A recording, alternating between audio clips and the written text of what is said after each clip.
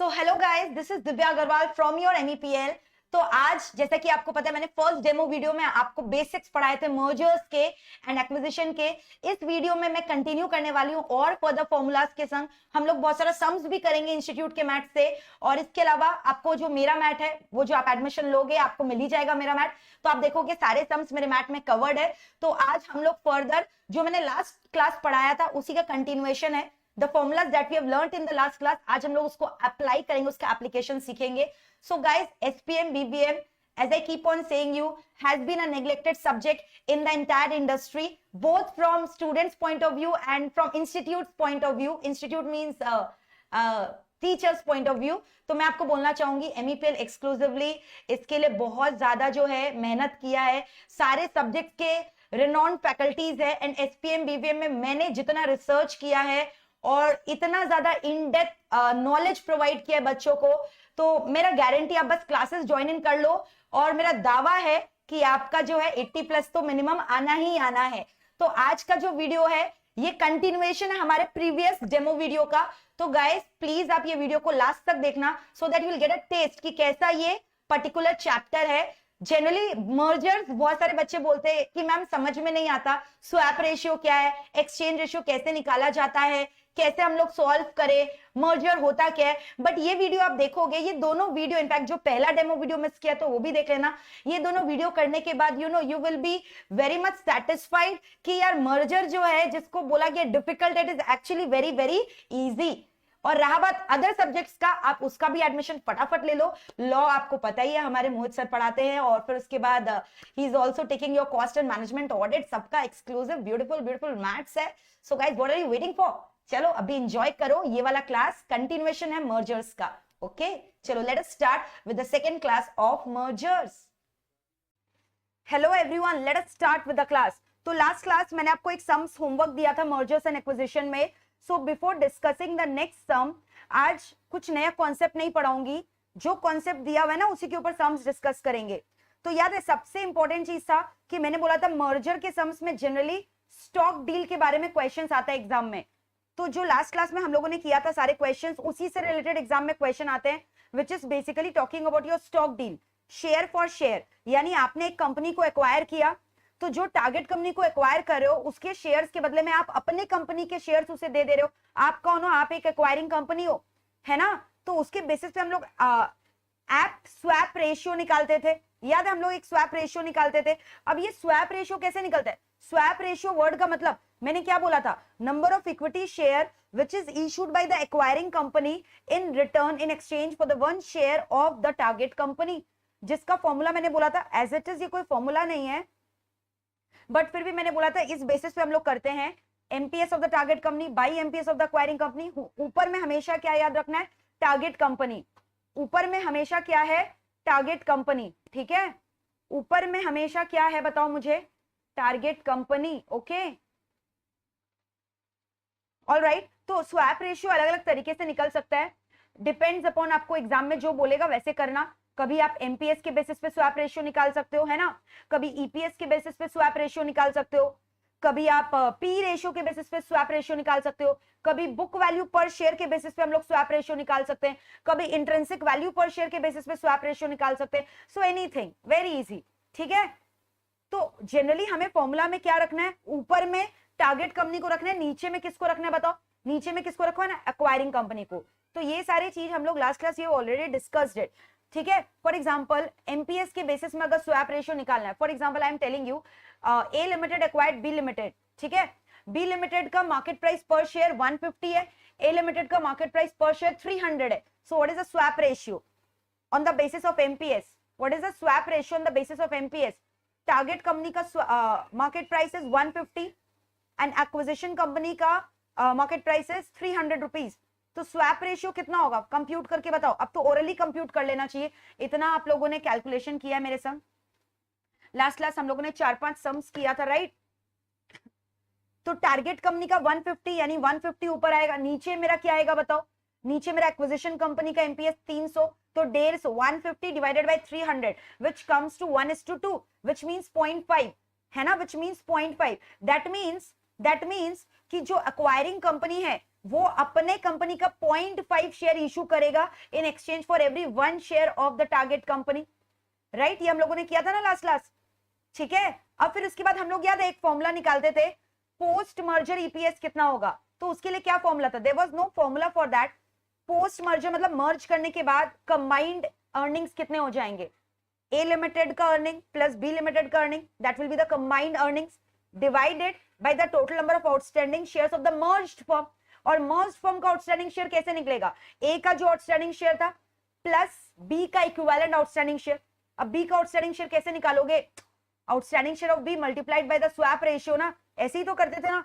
तो मेरे को पता चल जाता था कि कंपनी ए बी को कितना देगा। So this was a formula, earnings of A plus B, अगर सिनर्जी रहेगा तो ठीक है, otherwise zero, divided by outstanding share of the merged firm. अब मर्ज्ड फर्म का आउटस्टैंडिंग शेयर कितना होगा, एक्वायरिंग कंपनी का जो नंबर ऑफ शेयर है प्लस जितना आपने टारगेट कंपनी को शेयर इशू किया, जो कैसे निकलता था, outstanding share of B multiplied by the exchange ratio, that is the swap ratio. So are you comfortable with these things or not? This is mere a revision of the previous class. तो इस तरह से याद है हम लोग क्या निकाल लेते थे, post merger EPS, and then we used to do a comparison कि अभी ईपीएस कितना था और मर्जर के बाद ईपीएस कितना है, सो टू फाइंड आउट कि whether the merger was beneficial और not. Same goes with MPS, MPS का भी करते थे। और कितना बार अगर हमें पोस्ट मर्जर एमपीएस निकालना रहता था, so what formula do we apply, EPS multiplied by P ratio of P ratio of the post merger firm was not given, तो हम लोग प्री मर्जर वाला ईपीएस ले लेते, पी रेशियो ले लेते थे, याद है, P ratio multiplied by EPS, है ना। So to get the market price of the post merger firm. So these were the calculations जो हम लोगों ने लास्ट क्लास डिस्कस किया था, और मेरे को नहीं लगता यहाँ आपको कोई भी प्रॉब्लम होना चाहिए। पूरा क्लियर है, फटाफट एक बार देख लो ये सारे फॉर्मुलाज क्लियर है कि नहीं, ये हम लोगों ने डिस्कस किया था, है ना। कोई डाउट यहाँ तक, बहुत ईजी और बहुत स्कोरिंग है। I keep on telling you कि ये चैप्टर बहुत इजी है, और ये चैप्टर बिल्कुल मत छोड़ के जाना। इस चैप्टर से शॉर्ट क्वेश्चन आएगा, हाँ आएगा, और पैटर्न भी मैंने बोला रिपीटेटिव रहता है, ठीक है। I already discuss the pattern, किस टाइप का क्वेश्चन आता है ना।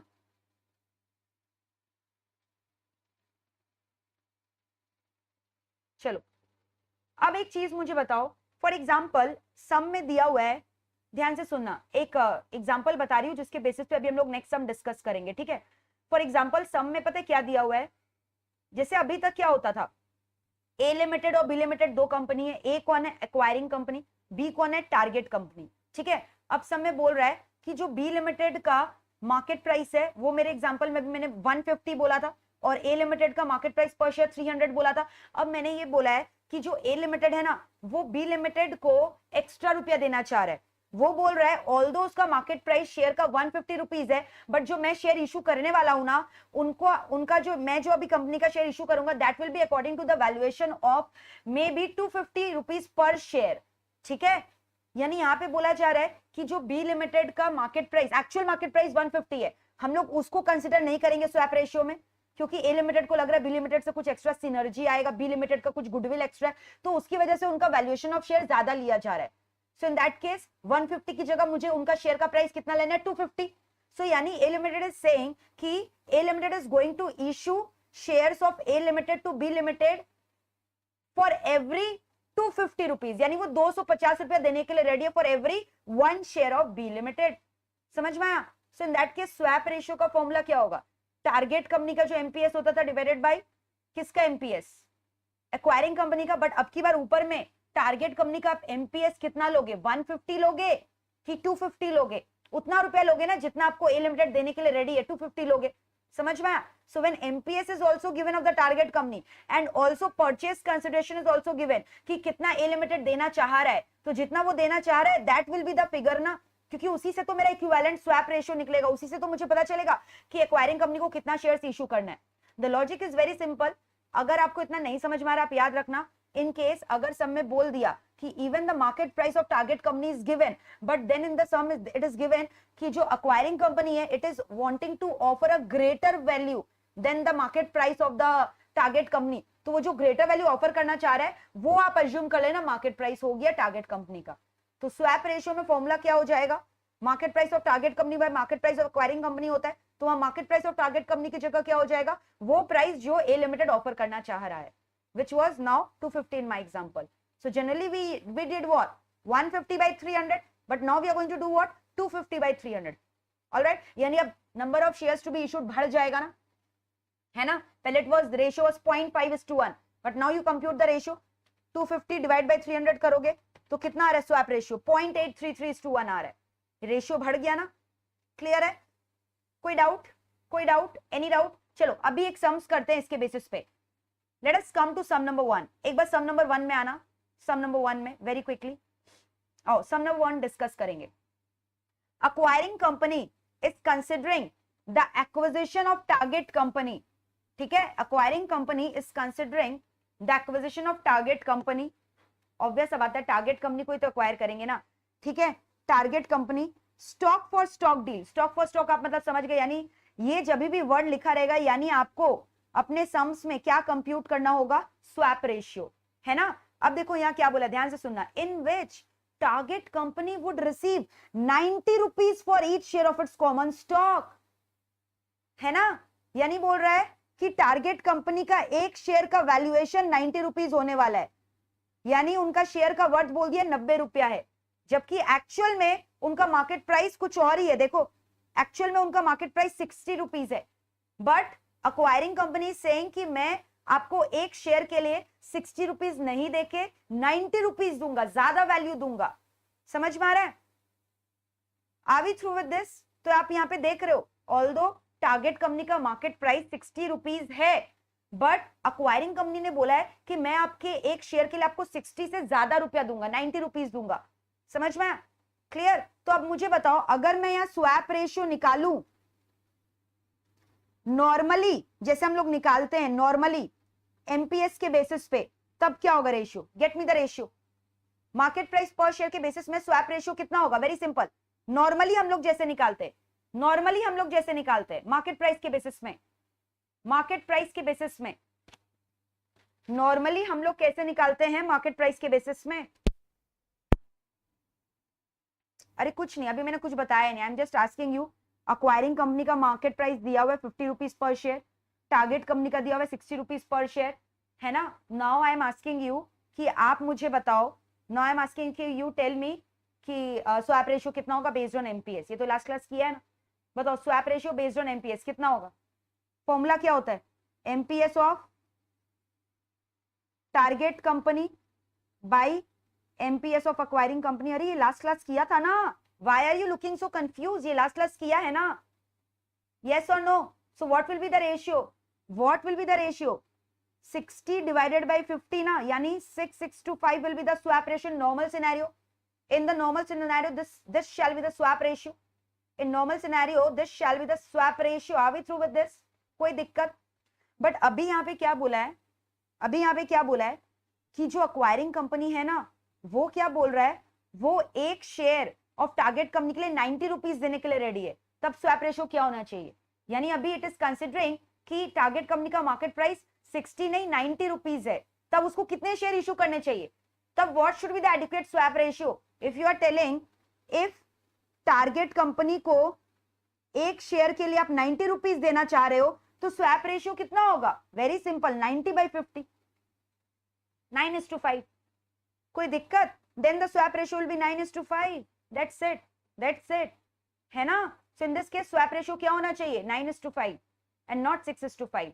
Are we through with this? Are we through with this? Yes or no? आपको सामने से कंपनी बोल रहा है कि ना मैं आपको 90 रुपया दूंगा आपका एक शेयर के लिए, तो ऐसे कितने शेयर्स आपको देने चाहिए? समझ में आया? तो स्वैप रेशियो क्या हो जाएगा? 90:50, यानी अज्यूमिंग कि उनका मार्केट प्राइस 90 है 60 की जगह. If this information was not there, then what swap ratio you would have considered? 6:5. But since this information is given, this will be the new swap ratio. बोलो कोई डाउट है यहां तक? तो लिख लो, दोनों चीज लिखो. Swap ratio based on, swap ratio based on 90 rupees per share which shall be given for each share of the target company. Swap ratio based on 90 rupees per share which shall be given in return of every one share of the target company, which shall be given in return of every one share of the target company.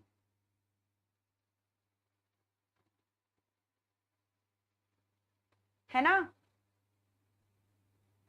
Swap ratio will be 90:50, 9:5 लिख लो। Swap ratio ये होगा, तो आप ये वाला चीज नहीं लिखोगे यहाँ पे। हाँ,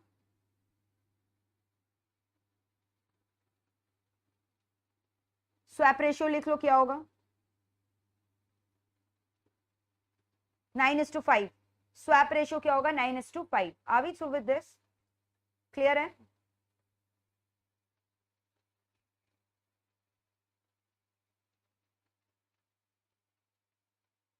कोई दिक्कत यहां तक? इसका मतलब क्या हुआ? 9 shares will be issued of the acquiring company for every 5 share of the target company, है ना? लिख लो। स्वैप रेशियो का डेफिनेशन मैंने इसलिए आपको फर्स्ट क्लास में ही दे दिया था। I hope you have written all these things in your copy. लिख लो, this means 9 shares of acquiring company का नाम दिया हुआ नहीं है ना, तो अक्वायरिंग कंपनी लिखो। दिस मीन्स, एंड ऑलवेज ये एक हैबिट बना लो कि आपको जब भी स्वैप रेशियो आप निकालने आएगा ना, तो उसके नीचे आपको एक्सप्लेन भी करना होगा। जैसे यहाँ 9:5 आया, so what this ratio is signifying? This means acquiring company will issue 9 shares for every 5 shares of the target company. Acquiring company will issue 9 shares. Acquiring company will issue 9 shares for every 5 shares of the target company. ठीक है? For every 5 shares of the target company लिख लो।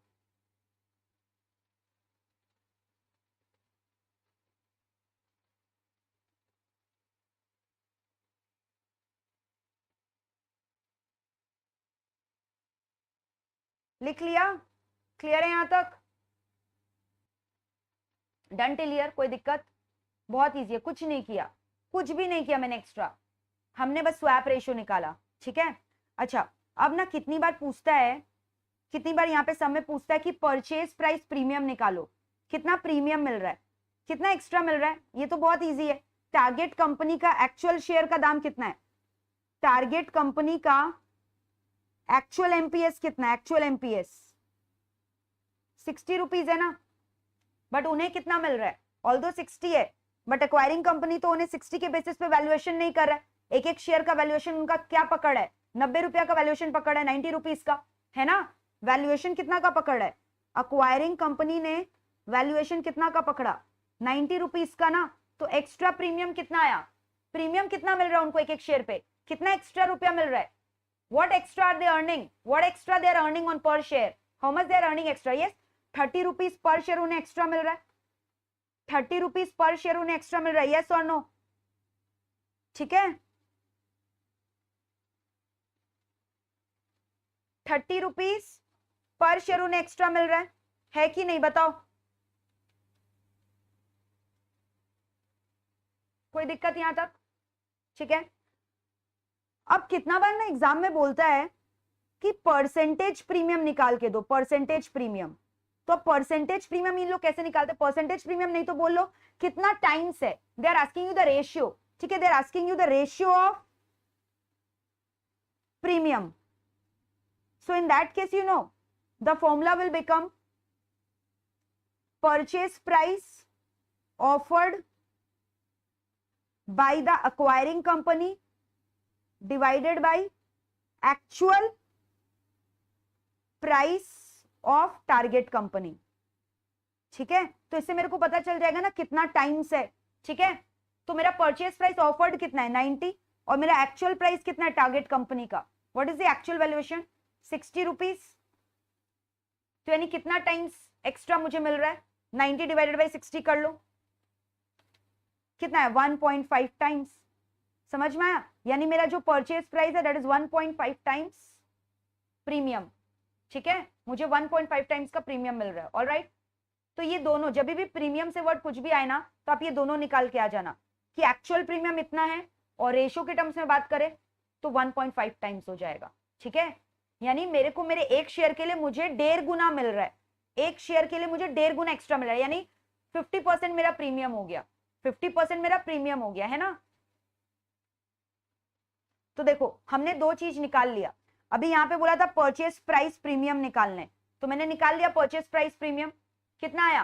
Purchase price premium कितना आया मुझे बताओ? 1.5 times आया, या 30 rupees बोल लो, और एक्सचेंज रेशियो भी मैंने निकाल लिया। आपने लिखा कि एक्सचेंज रेशियो के पास what was exchange ratio that you are getting 90:50, यानी if you find it in decimal it will come to कितना, 90 डिवाइडेड बाय 50 किया था ना, कितना आता 1.8, 1.8:1 ये आएगा ना अगर डेसिमल में निकालोगे तो एक्सचेंज रेशियो, यानी 1.8 शेयर्स इशू होगा अक्वायरिंग कंपनी का for every 1 share of the target company. या फिर आप वैसे ही लिख लो जैसे आपने लिखा था 9:5, 9 shares of acquiring company will be issued for every 5 shares of the target company. कोई दिक्कत? अभी क्वेश्चन 3 अपने आप निकालो, I will not help you. Number of new share issued, नया शेयर्स और कितना इशू करना पड़ेगा बताओ। आउटस्टैंडिंग शेयर्स कितना है, टारगेट कंपनी का outstanding share 20,000 they have given you, तो 20,000 के बदले में उन्हें कितना शेयर मिलेगा, टारगेट कंपनी को एक्वायरिंग कंपनी का कितना शेयर मिलेगा, their outstanding share is 20,000 multiplied by the swap ratio, swap ratio is 1.8। अगर 1.8 नहीं लिखना है तो you can also write what 9:5 whatever you want, ठीक है, यानी 36,000। तो नए शेयर्स कितने इशू करने पड़ेंगे, new shares to be issued 36,000, लिख लो new shares. Point number 3, new shares issued to the target company, new shares issued to the target company is equal to outstanding shares of the target company multiplied by swap ratio, outstanding shares of the target company multiplied by swap ratio, यानी 20,000 multiplied by 1.8, 36,000, ठीक है, done. अब मुझे आप बताओ total shares कितने हो गए, टोटल आउटस्टैंडिंग शेयर्स कितने हो गए, मर्ज्ड फर्म का आउटस्टैंडिंग शेयर्स, पूरा मर्ज्ड एंटिटी का आउटस्टैंडिंग शेयर बताओ, मर्ज्ड एंटिटी का आउटस्टैंडिंग शेयर्स कितना हो जाएगा, ऑलरेडी कितना था 1,10,000 ऑलरेडी था, अभी नया शेयर कितना इशू किया 36 और इशू किया, तो टोटल कितना हो गया 1,46,000 है ना। और कंबाइंड अर्निंग्स भी निकाल लेते, चलो कंबाइंड अर्निंग्स बताओ, मर्जर के बाद कंबाइंड अर्निंग्स कितना होगा, कंबाइंड अर्निंग्स अक्वायरिंग फर्म का कितना है 2,50,000 है और टारगेट कंपनी का 72,500 है, तो बताओ कंबाइंड अर्निंग्स कितना हो गया 2,50,000 प्लस 72,500 कितना 3,22,500 आ गया है ना।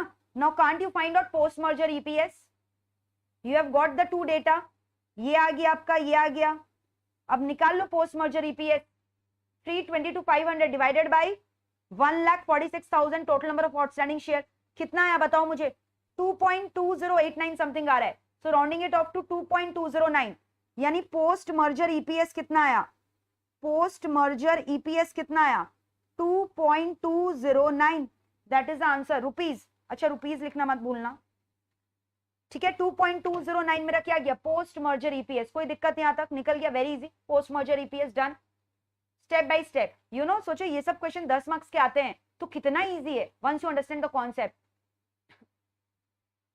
नेक्स्ट क्वेश्चन चेक करो क्या बोला है, पोस्ट मर्जर ईपीएस ही निकालना था, we have done it. Now they are asking you post pre merger EPS of the acquiring company, ये तो पहले ही निकाल लेते, प्री मर्जर एक्वायरिंग कंपनी का सिर्फ पूछ रहा है, तो एक्वायरिंग कंपनी का earnings divided by outstanding share कितना आ रहा है, कितना आया ईपीएस बताओ, 2,50,000 डिवाइडेड बाय 1,10,000 कितना आ रहा है, डिवाइड करके 2,50,000 डिवाइडेड बाय 1,10,000 कितना आया 2.273 आ रहा है, 2.273 आ रहा है, हो गया ना। Pre merger P ratio, pre merger पूछ रहा है mind you, pre merger, so you no P ratio का फॉर्मूला क्या होता है, ईपीएस बाई एमपीएस, तो ईपीएस अभी आपने निकाला 2.273 और एमपीएस सम में दिया हुआ है 50 रुपीज, सॉरी उल्टा लिख दिया मैंने, absolutely sorry, MPS by EPS होता है ना, एमपीएस अभी दिया हुआ है सम में 50 रुपीज, ईपीएस अभी आपने निकाला 2.273, कितना आ रहा है बताओ, पी रेशियो कंप्यूट करके बताओ, 21.99, 21.99 right, so approximately I am taking this as 22 only, P ratio 22 आया प्री मर्जर का, प्री मर्जर का पी रेशियो 22 आया, कोई दिक्कत, पी रेशियो का फॉर्मूला क्या, प्राइस बाय अर्निंग, प्राइस मतलब मार्केट प्राइस, अर्निंग मतलब earning per share, market price per share given and सब में 50 रुपीज, अर्निंग पर शेयर अभी आपने निकाला 2.273, डिवाइड करोगे पी रेशियो आ गया 21.99 समथिंग आया, that is coming to 22. Alright, P ratio done, P ratio done. Now they are asking you to find out post merger share price. Now how to find this post merger share price? Post merger share price, market price पूछ रहा है, post merger, post merger market price per share they're asking you. So you know, if we multiply ES with the P ratio, we'll get the price.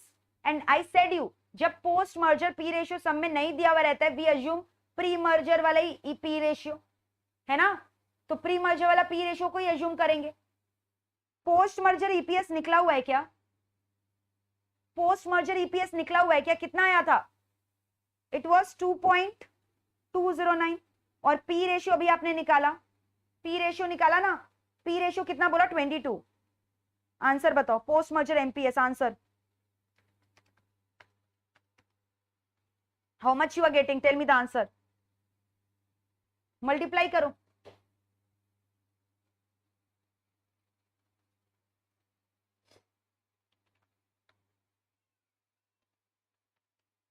$48.6 approximately, rounding off करके. Bracket में लिख लो, note में, assuming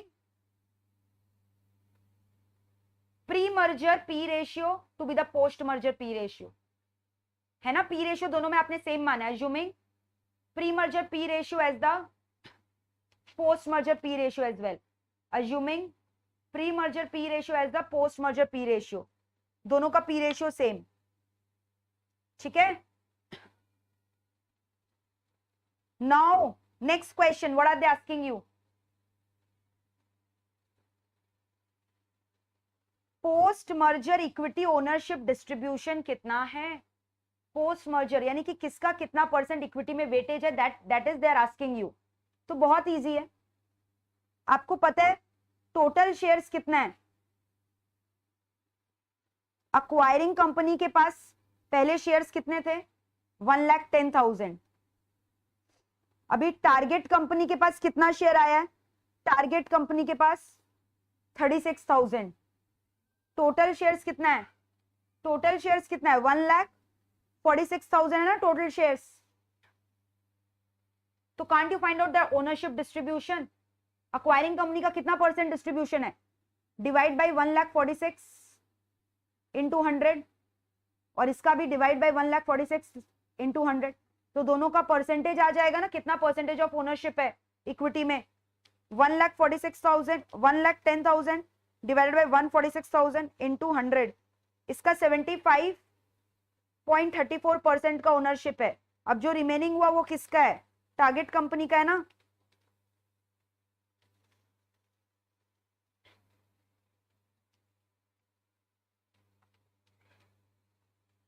%24.66%. So this is the equity ownership which they are talking about. Equity ownership. बताओ कैसा लगा ये sum? Is it difficult? Easy. कर लोगे मैनेज एग्जाम में. खाली यहाँ एक नया कॉन्सेप्ट मैंने लगाया जहां पे एमपीएस के बेसिस में हम लोग नहीं कंप्यूट कर रहे swap ratio, we are actually taking the PC, जितना प्राइस ऑफर किया जा रहा है ना टारगेट कंपनी को, वो प्राइस ऊपर में लोगे divided by market price of the acquiring company. बस यही एक कॉन्सेप्ट एक्स्ट्रा पड़ा, बाकी ditto same.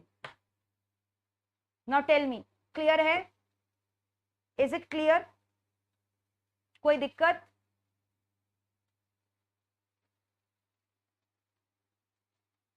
So question 1 is done. 2 मैंने ऑलरेडी पढ़ा चुका है आपको. अच्छा, सम नंबर 3 किया था कि नहीं किया था बताना जरा. सम नंबर 3 नहीं किया था ना? Did we discuss sum number 3? Okay, let us start. Sum number 3 चालू करो. Let us start solving sum number 3. So you know we are not discussing any new concept. हम लोग जो प्रीवियस डे में कॉन्सेप्ट सीखे, यू नो मर्जर का जो मैंने फर्स्ट क्लास दिया वो बेस क्लास है. वो क्लास अगर आप समझ गए हो, आपको सारे क्लासेस मर्जर के इजी लगने वाले हैं. No new concepts will be discussed. Let us start doing the sum.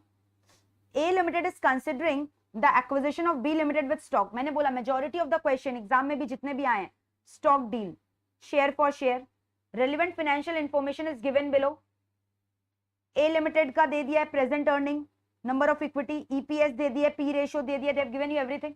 Market price निकालना है ईच कंपनी का, निकाल लोगे?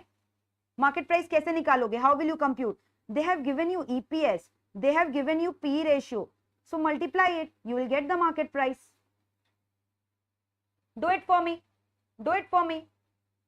दोनों कंपनी का EPS दिया हुआ है, P रेशियो दिया हुआ है, मार्केट प्राइस नहीं निकल जाएगा? अच्छा ये कोई फॉर्मूला है क्या? अरे नहीं बाबा, EPS और EPS कैंसिल होके P बचेगा, P मतलब मार्केट प्राइस ही तो हुआ। yes or no? Compute it. तो बताओ, यहाँ पे मैंने मार्केट प्राइस भी लिख लिया ए लिमिटेड और बी लिमिटेड का इसी बॉक्स में, आप मुझे निकाल के दो कितना कितना आ रहा है। दिस मल्टीप्लाइड बाय दिस कितना हो रहा है? 18.75 and this multiplied by this कितना हो रहा है? 6.25। डन, 2 मार्क्स ऐड कर लो। अगर आपका ये आंसर आ गया +2 दे दो अपने आप को। Done, +2 is done. Okay, next, what is the market cap of each company? Each company, अभी इंडिविजुअल मर्जर का बात नहीं हो रहा है। मार्केट कैप के लिए आप क्या करते हो? Market price per share multiply कर दो आउटस्टैंडिंग शेयर से, multiplied with outstanding number of equity share, तो मार्केट प्राइस आ गया। आउटस्टैंडिंग शेयर दिया हुआ है, इसका 4 लाख है, इसका 2 लाख है ना? नंबर ऑफ शेयर से मल्टीप्लाई करो और मुझे बताओ मार्केट कैप कितना आ रहा है। Tell me market cap. Market cap मतलब समझ गए तो मार्केट वैल्यूएशन कितना है? टोटल 18.75 पर शेयर है, एक शेयर का दाम है, तो 4 लाख शेयर का दाम कितना होगा? 4 से मल्टीप्लाई किया 18.75, कितना आया? 75 lakhs. So 75 lakhs is the market cap of A Limited. And what about the B Limited market cap? B Limited का market cap 2 lakh share multiplied by 6.25, 12.5. तो मैंने दोनों का मार्केट कैप भी निकाल लिया। +2 वापस से कर लो अगर आप ये अपने आप निकाल लियो। ये कोई फॉर्मूला है that we are doing?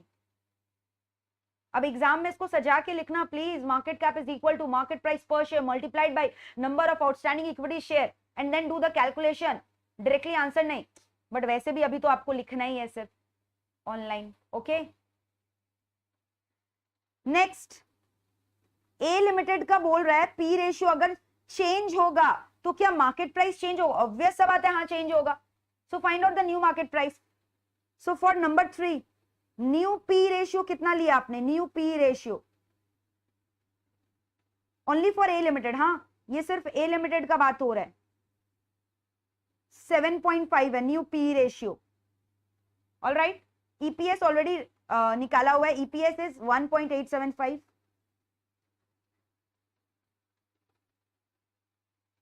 Compute MPS, दोनों को मल्टीप्लाई करो, कितना आ रहा है? 1.875 multiplied by 7.5, how much? 14.0625। ठीक है, अब देखो नेक्स्ट क्या पूछा है। क्या मार्केट वैल्यू चेंज होगा लिमिटेड का? आप खुद सोच के बताओ होगा कि नहीं? ऑब्वियस सा बात होगा, डिक्लाइन हो जाएगा मार्केट वैल्यू, क्योंकि पहले मेरा मार्केट प्राइस पर शेयर 18.75 था, now it has fallen to 14.0625। तो कितना डिक्लाइन होगा? दे आर आस्किंग यू, निकाल लो। अच्छा यहाँ मार्केट कैप निकाल लो ना, एक काम करो यहाँ मार्केट कैप निकाल लो। मार्केट कैप कितना होगा? When your MPS has change to इतना, मार्केट कैप कितना होगा बताओ? आउटस्टैंडिंग शेयर्स कितना था? मल्टीप्लाई करो उसके संग। आउटस्टैंडिंग शेयर्स कितना था? 4 लाख था, 4 लाख था ना, मल्टीप्लाई करके कितना आ रहा है?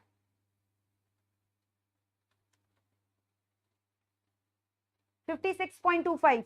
तो आपका मार्केट कैप डिक्लाइन हुआ है, चेक करो, ये सब लैक्स में। हाँ, पहले मेरा मार्केट कैप कितना था ए लिमिटेड का? 75 lakh and now it is coming to 56.25। तो लिखो market cap has declined by, कितने से डिक्लाइन हुआ है? प्लीज लिख लेना, कितने से डिक्लाइन हुआ है? डिक्लाइन बताओ, डिक्लाइन बाय 18.75 क्या? So decline by rupees 18.75 lakhs। Done. Next देखो क्या बोल रहा है, what would be the exchange ratio based on market price and take the revise price of A limited. 2 बार निकाला है लिमिटेड का market price, now they are asking you take the revise price. तो अभी रिवाइज प्राइस कितना आया मेरा? Revise price कितना है? 14.0625 आया, और टारगेट कंपनी का ऑलरेडी निकला हुआ है ना, 6.25, तो रेशियो क्या होगा 6.25, टारगेट कंपनी का पहले लिखते हो ना, डिवाइडेड बाय कितना, डिवाइडेड बाय कितना, डिवाइडेड बाय 14 पॉइंट नहीं सॉरी डिवाइडेड बाय, यही नया है ना 14.0625,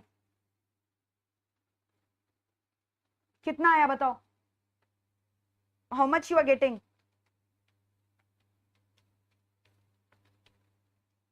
point 0.44:1, 0.44 is the swap ratio.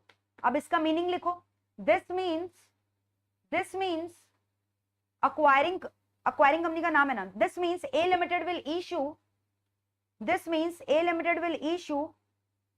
0.44 shares, this means A Limited will issue 0.44 shares for every 1 share of B Limited, for every 1 share of B Limited, यानी यहाँ swap ratio target company के लिए थोड़ा unfavourable है और एक्वायरिंग कंपनी के लिए अच्छा है, फेवरेबल है, उन्हें कम शेयर इशू करना पड़ा है, उनका एक शेयर के बदले ओनली 0.44 शेयर। याद है मैंने बोला था स्वैप रेशियो जितना हाई होगा उतना टारगेट कंपनी को मजा आएगा, और स्वैप रेशियो जितना लो होगा उतना एक्वायरिंग कंपनी को मजा आएगा, they have to give a lesser number of their shares. कर लिया यहां तक? क्वेश्चन 4 मैंने करवा चुका है as far as I remember. Question 4 done in the class? 5 done और not done? 5 not done, I think 5 is not done, right? आओ 5 करेंगे। चलो let us read question number 5।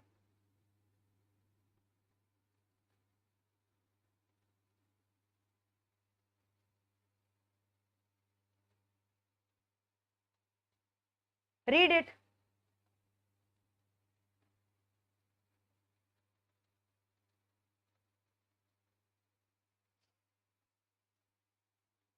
XYZ Limited is considering merger with ABC Limited. XYZ Limited share are currently traded at ₹25. It has 2 lakh share outstanding. PAT दिया हुआ इतना, ABC Limited 1 lakh share outstanding, current market price इतना, PAT इतना, merger stock swap मतलब again a stock deal, swap ratio has to be computed, है ना?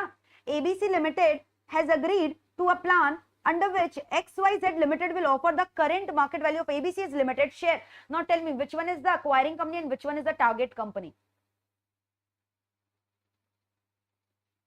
XYZ Limited कौन हो गया? Acquiring company. और ABC लिमिटेड कौन हो गया? Target company. ठीक है, तो यहां लिखो XYZ और यहां पे लिखो ABC।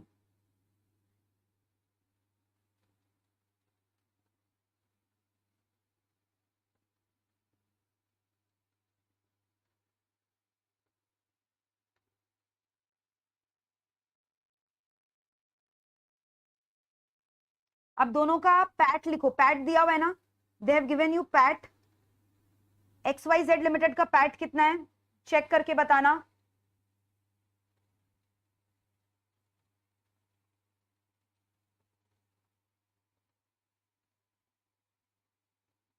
फोर लाख है।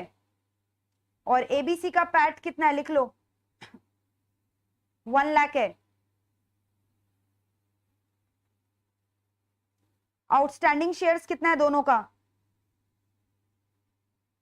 आउटस्टैंडिंग शेयर्स निकालो, 2 लाख और 1 lakh.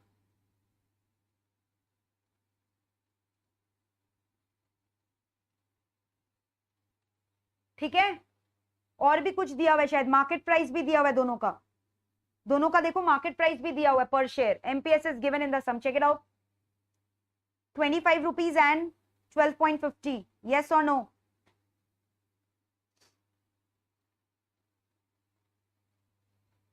So this data has been given to you. Always make it into a tabular representation so that the computation becomes easier. अभी देखो निकालो क्या क्या बोला है। Let us solve. Pre-merger EPS and P ratio. Pre-merger, so that is very easy. Pre-merger EPS आप कैसे निकालोगे? EPS निकालो, PAT divided by outstanding shares ना, तो कितना आ रहा है 4 लाख डिवाइडेड बाय 2 लाख, यानी 2 रुपया ईपीएस हुआ है ना। और यहां पे कितना आएगा बताओ, 1 lakh divide by 1 lakh, 1 rupees हो गया EPS. Very simple. Now can't you find P ratio? P ratio is MPS by EPS. निकालो। 25 डिवाइडेड बाय 2 कितना हुआ 12.5, और इसका भी 12.5 बाई 1 12.5, दोनों का पी रेशियो निकल गया, दोनों का पी रेशियो निकल गया। देख लो कोई डाउट है तो।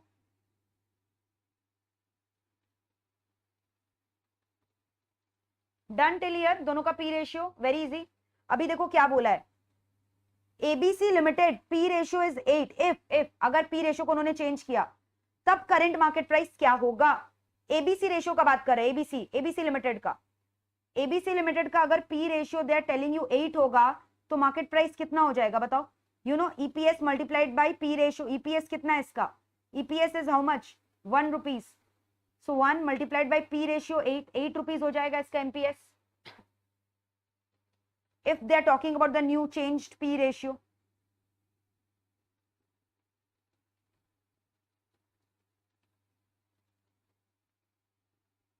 The new MPS will be 8.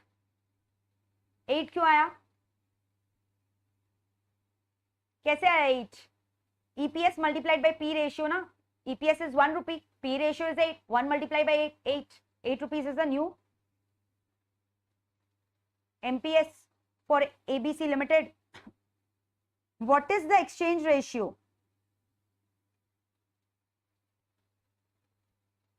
बोल रहा है अगर मार्केट प्राइस 8 रुपीज है तब एक्सचेंज रेशियो कितना होगा, find out.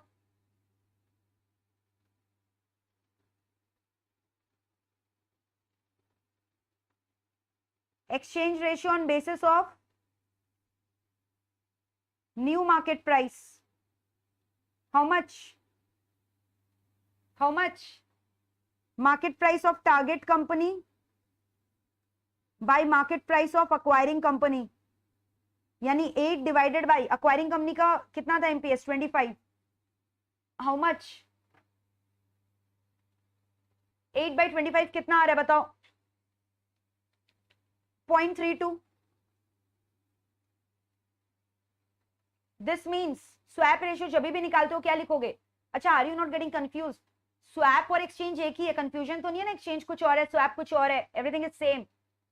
So this means XYZ Limited is going to issue 0.32 shares for every 1 share of ABC Limited. This means XYZ Limited is going to issue 0.32 shares for every 1 share of ABC Limited.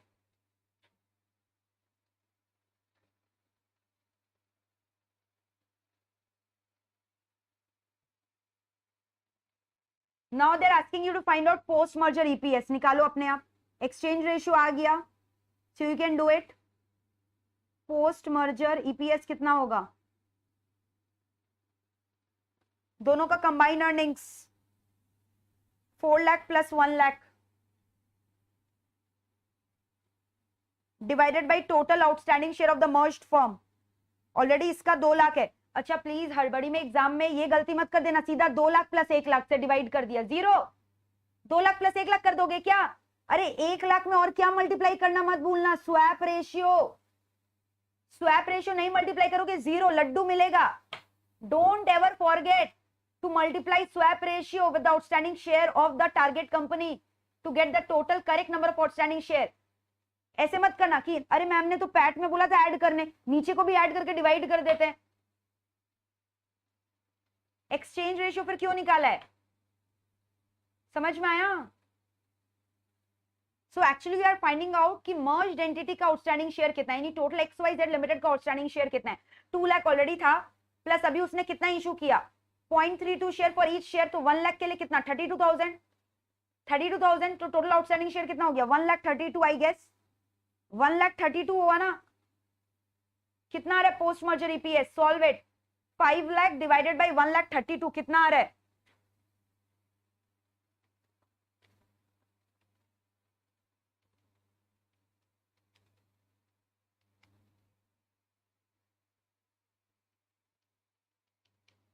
Outstanding shares कितना होगा? 1 लाख ही है ना इसका, अच्छा sorry 2 lakh है।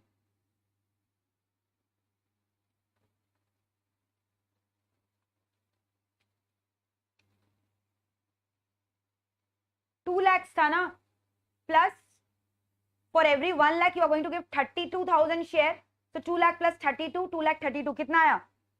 2.155।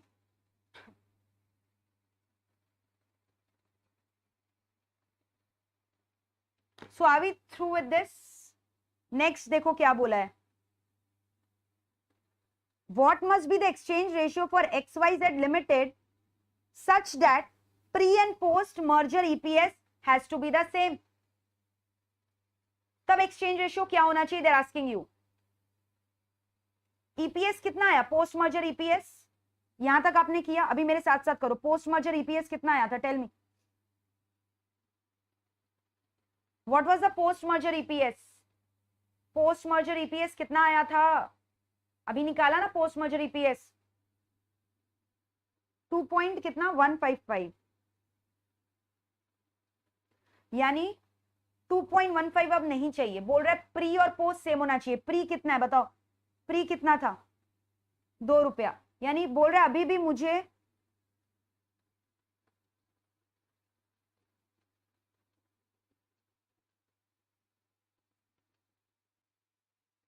यानी they are giving you कि post merger EPS कितना होना चाहिए? 2 रुपीज, क्योंकि 2 आया था ना, प्री मर्जर EPS 2 है, so they are saying you post भी मेरा 2 रुपीज होना चाहिए।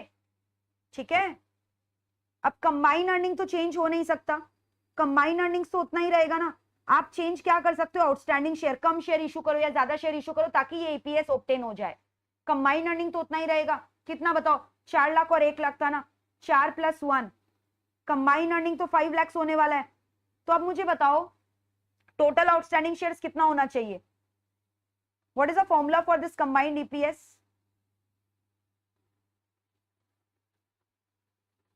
Post merger EPS equal to what? Combined earnings divided by total outstanding share of merged entity ना।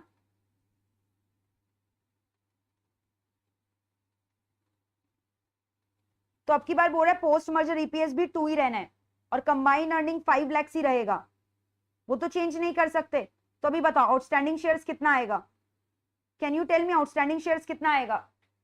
2,50,000 आएगा। आउटस्टैंडिंग शेयर कितना होना चाहिए? Tell me. 2,50,000 should be the number of outstanding share, है ना? टोटल आउटस्टैंडिंग शेयर कितना होना चाहिए? 2,50,000, जिसमें से ऑलरेडी एक्वायरिंग कंपनी का कितना शेयर है? जिसमें से ऑलरेडी एक्वायरिंग कंपनी का कितना शेयर है? यानी अब की बार टोटल शेयर्स इतने होने चाहिए मर्ज्ड एंटिटी के, लेस ऑलरेडी एक्वायरिंग कंपनी का आउटस्टैंडिंग शेयर्स कितना है? उनका आउटस्टैंडिंग शेयर तो आप चेंज नहीं कर सकते ना, वो तो 2 लाख है दिया हुआ। ये नंबर्स का बात हो रहा है। टोटल 2,50,000 होना चाहिए मर्ज्ड एंटिटी का, जिसमें से already 2 lakh existing outstanding acquiring company का शेयर कितना है? XYZ लिमिटेड का 2 लाख। यानी आप कितना शेयर टारगेट कंपनी को इशू कर सकते हो? कितना शेयर टारगेट कंपनी को इशू कर सकते हो? बैलेंसिंग फिगर 50,000, यानी 50,000 number of shares to be issued to the target company कितना होगा? 50,000 ना। Number of shares to be issued to the target company लिखो 50,000। तो आप स्वैप रेशियो नहीं बता लोगे? आप 50,000 शेयर इशू करो, कितने के बदले? उनका कितना शेयर है? उनका आउटस्टैंडिंग शेयर कितना था? 1 लाख, यानी 1 लाख की जगह उन्हें आप 50,000 दे रहे हो। 1 लाख की जगह आप उन्हें कितना दे रहे हो? 50,000, है ना? You are issuing them 50,000 share for their 1 lakh share. तो स्वैप रेशियो कितना हो गया? 50 divide by 1 lakh, 50,000 divided by 1 lakh यानी 0.5:1। हाफ शेयर दे रहे हो ना। उनका 1 लाख शेयर आपने लिया, रिटर्न में कितना शेयर दिया? अपने कंपनी का 50,000 शेयर। तो स्वैप रेशियो कितना हो गया? आप पूरा आधा शेयर दे रहे हो ना, यानी 0.5। तो स्वैप रेशियो कितना हो गया?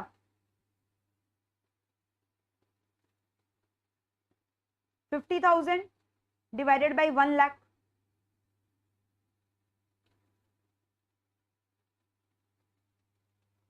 उनका 1 लाख शेयर लिया और उनको बदले में 50,000 शेयर दिया अपना कंपनी का, तो स्वैप रेशियो कितना पड़ेगा 0.5:1।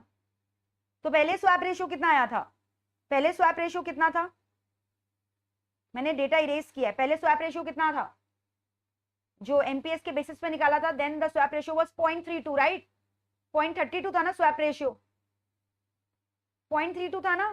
तो यानी अभी आप ज्यादा दे रहे हो, पहले के कंपैरिजन में आप उन्हें ज्यादा शेयर दे रहे हो, तभी देखो 50,000 इशू किया, पहले आप सिर्फ 32,000 दे रहे थे। Initially you are only giving them 32,000 share, now you are giving them extra so that your EPS will remain same. कर लोगे मैनेज एग्जाम्स में ये सब टाइप का क्वेश्चन? यस। क्वेश्चन 6 लास्ट में करेंगे, आ गया होगा, वेरी इजी। 7 हो चुका, 7 कर लिया, 8 करते हैं। आओ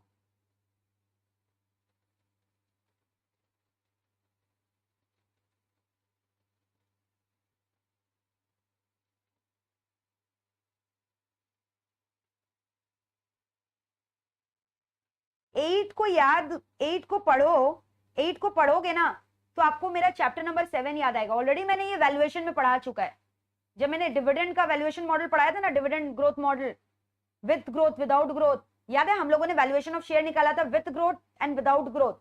when I am retaining some part of the earning, when I am not retaining some part of the earning, I am distributing entirely as a dividend।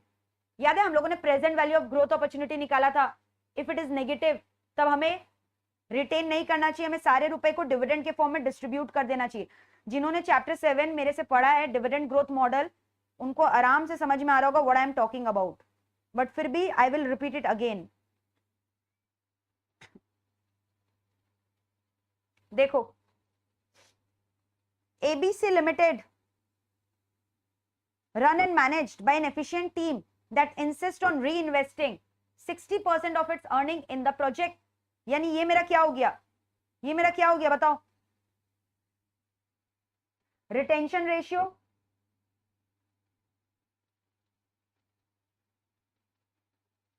जिसको हम लोग B से इंडिकेट करते थे, याद आ रहा है, B into R gives you the growth rate। Remember this formula, G कैसे निकालते थे, B into R करके। R was my return on investment, return on equity, return on equity यहाँ दिया हुआ 10%, तो 10% is my return on equity, और मेरा B रिटेंशन रेशियो 60% है, तो मेरा ग्रोथ रेट नहीं आ जाएगा। और याद है मैंने आपको किस तरह से समझाया था, कोई फॉर्मूला नहीं है, आपको ये रिटर्न कितना पे मिलेगा, जितना आपने प्लॉइंग बैक किया, जितना आपने री इन्वेस्टमेंट किया, तो आपने 60% ऑफ प्रॉफिट को री इन्वेस्ट किया तो उस पर 10% मिलेगा, तो आपका कंपनी का ग्रोथ रेट कितना होगा, 60% इंटू 10%, ग्रोथ रेट कितना होगा बताओ, 6% होगा ना ग्रोथ रेट। ग्रोथ रेट 6% होगा, याद है, didn't I discuss this concept. G का formula growth rate B into R, B मतलब मेरा क्या हुआ, रिटेंशन रेशियो, कंपनी मैंने इतना रिटेन किया है, R मेरा जितना जितना मैंने रिटेन किया उसमें मुझे कितना रिटर्न मिल रहा है 10%, यानी मेरे कंपनी का ग्रोथ रेट कितना हो गया 6%, है ना, B इंटू R करके 6% मैंने ग्रोथ रेट निकाला, यानी डिविडेंड पे आउट रेशियो यहाँ पे कितना है 1 माइनस रिटेंशन रेशियो, या 100% माइनस रिटेंशन रेशियो, बोलो बात एक ही है। सो 1 माइनस 0.6, यानी मेरा डिविडेंड पे आउट रेशियो कितना है 40% है ना, मेरा डिविडेंड पे आउट रेशियो कितना है 40%।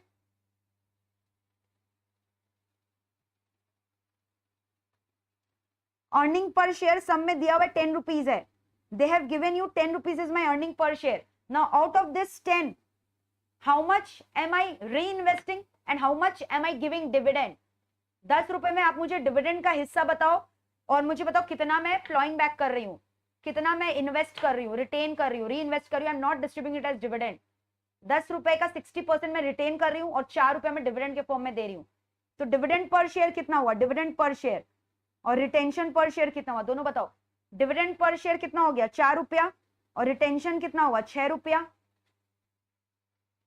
तो डिविडेंड आ गया ना, डिविडेंड आ गया 4 रुपया जिसमें ग्रोथ इंक्लूडेड है, और ग्रोथ कितना आया, ग्रोथ का formula you know B into R is a formula for growth, और ग्रोथ कितना पे होगा, जितना आपने रिटेन किया, जितना री इन्वेस्ट किया बिजनेस में, 60% री इन्वेस्ट किया, और B मेरा क्या है, B मेरा 60% है, मेरा रिटर्न ऑन इक्विटी, आर मेरा रिटर्न ऑन इक्विटी ऊपर दिया हुआ है 10% है, तो ये मेरा 6% का ग्रोथ रेट आया ना. So can't you find out the present price of the share using the dividend discount model? KE minus G. Find out the value. Dividend per share कितना है? मैंने पूरा रुपया डिविडेंड के फॉर्म में नहीं दिया, मैंने खाली 40% यानी 4 रुपीज दिया है.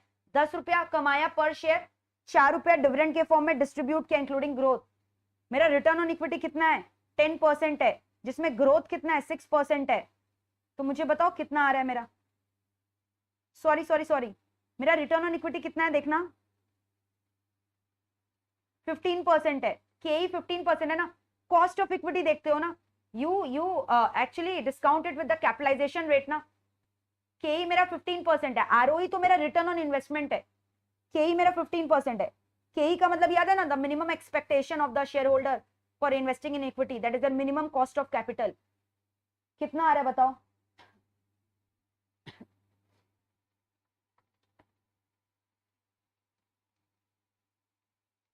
P0 आ गया, शेयर प्राइस आ गया. अरे ये तो डिविडेंड डिस्काउंट मॉडल है बाबा, सेम डिस्कस किया है मैंने वैल्यूएशन में, ये वैल्यूएशन का पार्ट आ गया यहाँ. Are we through with this? तो ये मेरा प्रेजेंट वैल्यू आया शेयर का. इफ आई एम अज्यूमिंग कि I am reinvesting 60% of my earnings into the business, है ना, on which 10% return on equity is being generated. ये growth model वाला सम है ना. तो यहाँ पे लिख लो, ये मेरा प्राइस आया है, वैल्यूएशन आया है, valuation with growth, equity price with growth. ऊपर में लिखो, हम लोगों ने यहाँ पे इक्विटी का प्राइस निकाला है विद ग्रोथ, अज्यूमिंग ग्रोथ. अच्छा, नो ग्रोथ मॉडल क्या होता है? You know what is no growth model? When entire 10 rupees which you are earning, you are distributing it in the form of dividend. You are not reinvesting anything back into the business.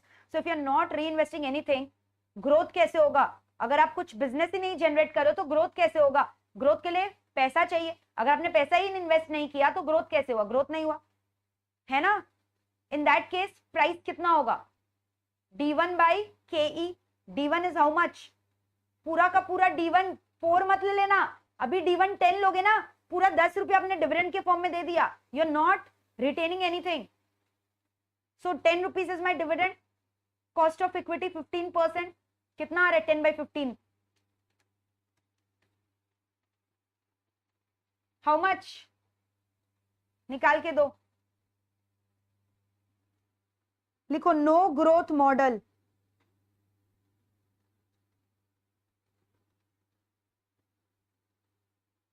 In this case ये same sum मैंने discuss करवाया है, अच्छे से मुझे याद है.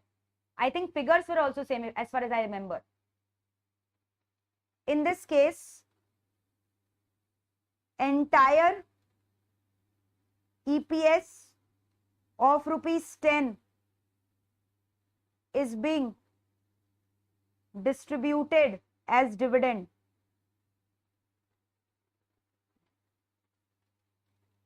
क्योंकि हम लोग कुछ रिटेन नहीं करें, नो ग्रोथ मॉडल.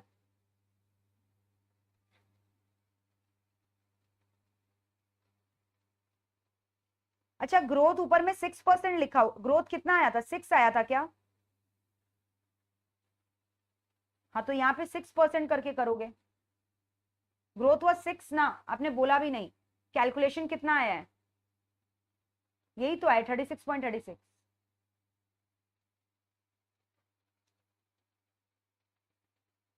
44.4 आएगा. अरे ये सब मिस्टेक यार, तुम लोग मतलब बताते भी नहीं हो, कॉपी पेस्ट करते हो खाली. ऊपर में ग्रोथ 6% आया था ना, और मैंने यहाँ 4% ग्रोथ लेके कर दिया. ध्यान दो, ध्यान दो. ध्यान कहाँ है? KE minus G. ओके,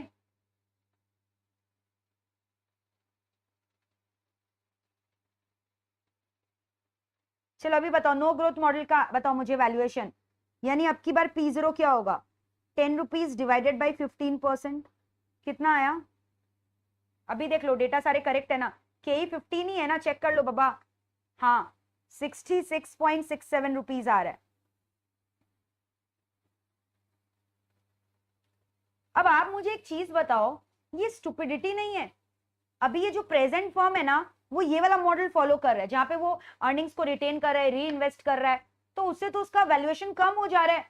इससे अच्छा एक तो आप मेहनत कर रहे हो, आप अपने फर्म पे मेहनत करो, आप बिजनेस एक्सपैंड करो, बिजनेस क्रिएट करो, और डिविडेंड कम दे रहे हो, और क्या हो रहा है उसकी वजह से आपका ग्रोथ कम हो जा रहा है, आपका वैल्यूएशन कम हो जा रहा है।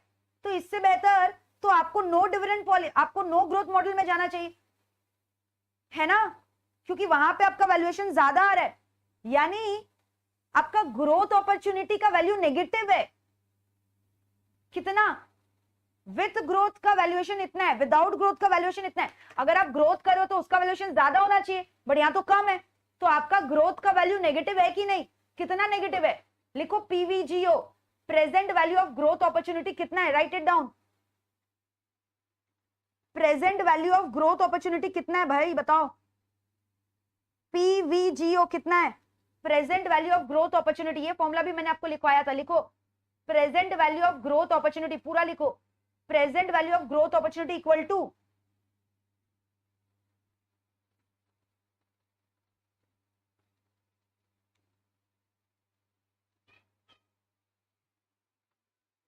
प्राइस विथ ग्रोथ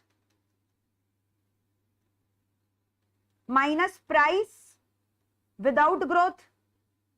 तो विथ ग्रोथ में प्राइस उल्टे की कम आ रहा है, वैल्यूएशन आपका कम आ रहा है, 44.44 माइनस 66.67, तो नेगेटिव आया ना। पीवीजीओ कितना नेगेटिव है बताओ मुझे? 22.22 नेगेटिव आ गया पीवीजीओ, ठीक है? तो आपको नहीं लगता ये जो ये प्रेजेंट फर्म है ये बहुत बड़ा बेवकूफ है? ये अपना वैल्यूएशन को कम करके रखा है। ये जो नो ग्रोथ मॉडल है ये मैंने निकाला है, मैं हूं एक्वायरिंग कंपनी, मुझे इसको एक्वायर करना है, तो मैंने देखा ये बढ़िया कंपनी है इन्वेस्ट करने के लिए। क्यों? क्योंकि एक बार मैं इस कंपनी को कम दाम में खरीद लूं, जिनका वैल्यूएशन कितना आ रहा है, जिनका वैल्यूएशन मार्केट के हिसाब से इतना आ रहा है, क्योंकि इन लोग गलत मॉडल फॉलो कर रहे हैं, तो मैं इसको कम दाम में खरीद लेती हूँ 44.44 में, और फिर मैं इस कंपनी का वैल्यूएशन बढ़ा दूंगी डिविडेंड मॉडल को चेंज करके, डिविडेंड डिस्ट्रीब्यूशन मॉडल को चेंज करके मैं पूरा 100% डिस्ट्रीब्यूशन करूंगी डिविडेंड का, तब मेरा फर्म का वैल्यूएशन बढ़ जाएगा। तो ये जनरली मर्जर एंड एक्विजिशन में जो एक्वायरिंग कंपनी है ना, they keep on hunting for such target companies जिनका मार्केट वैल्यूएशन अंडरस्टेटेड है, अंडरस्टेटेड ही तो है, and by changing the dividend policy they can raise their valuation once they have acquired these target company. ये evaluation किसने किया? ये जो सेकंड पार्ट का इवैल्यूएशन मैंने नो ग्रोथ मॉडल किया, किसने किया? ये एक्वायरिंग कंपनी ने देखा, तो एक्वायरिंग कंपनी बहुत खुश हो गया, वाह, जबकि मैं इसका वैल्यूएशन बढ़ा दूंगा, इसको जैसे एक्वायर करूंगा डिविडेंड पॉलिसी चेंज करके, मैं पूरा 100% प्रॉफिट इसका डिविडेंड में दूंगा, तो अभी तो मुझे कम दाम में मिल जा रहा है 44.44 में, जबकि इसका एक्चुअल वैल्यूएशन 66.67 होना चाहिए। तो ये कब होता है? ये कब होता है? ये आपको कैसे समझ में आया? जब आपका जो केई होता है ना वो ज्यादा होता है आपके रिटर्न ऑन इक्विटी से, यानी आपका अपॉर्चुनिटी कॉस्ट ऑफ कैपिटल ज्यादा है आपके रिटर्न ऑन इक्विटी से। आपका कॉस्ट ऑफ कैपिटल 15% है, मिनिमम एक्सपेक्टेशन 15% है शेयर होल्डर का कॉस्ट ऑफ कैपिटल, लेकिन आपका जो आप रिटर्न निकाल रहे हो सिर्फ और सिर्फ कितना आ रहा है उससे 10%। तो ये आइडियल डील नहीं होता। जब भी केई आरओई से ग्रेटर होता है आपको बिजनेस में 1 रुपया रिटेन नहीं करना चाहिए, you should distribute it all, because ये रिटर्न ऑन इक्विटी बेकार है, खाली 10% आपको फेच करके दे रहा है, whereas the opportunity cost of capital is greater 15%. So you know the acquiring company keep on hunting for such target company where K is greater than ROE, so that they purchase the company at the understated price, and later on they increase the valuation of such companies by changing their dividend policy. So write it down. यहां तक आपने पूरा लिखा, अभी conclusion लिखो, conclusion लिखो। तो ये किस लिए मर्जर एंड एक्विजिशन में दोबारा है आप समझे? क्योंकि इसको टेक ओवर टारगेट माना गया है, ये सारी कंपनीज को टेक ओवर टारगेट माना जाता है जिनका पीवीजीओ नेगेटिव आता है। लिखो कंक्लूजन में, लिखो here PVGO of the target company is negative,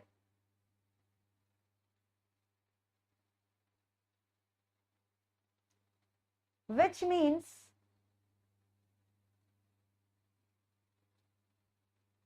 it should not have reinvested into the business, which means it should not have reinvested into the business.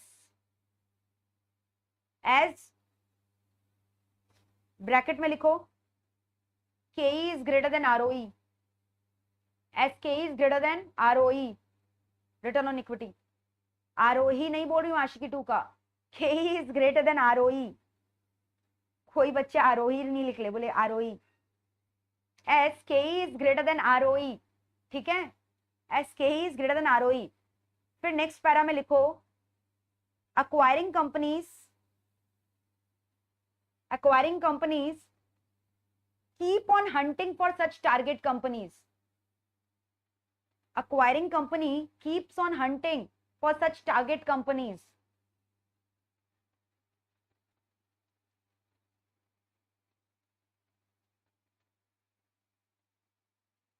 Where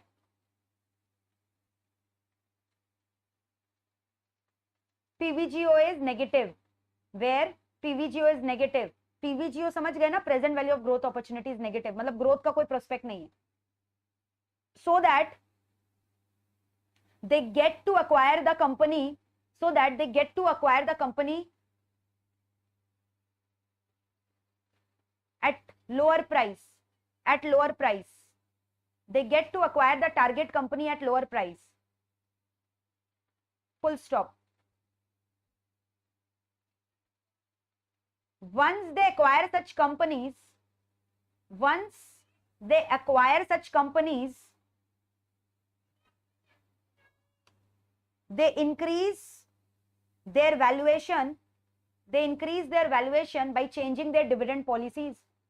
They increase their valuation, इनका valuation बढ़ा दिया ना, they increase their valuation by changing their dividend policies. By changing their dividend policies.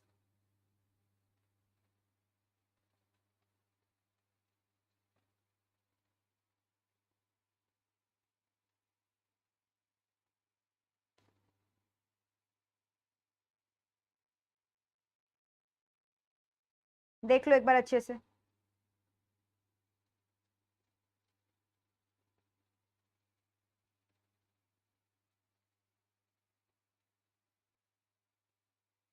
ठीक है, आपके पास ये है. I have given it already, check it out. इसमें you'll do one thing. Question 11 homework लिखोगे, बहुत इजी है, एग्जाम्स में आया हुआ है. देखो कर लोगे ना,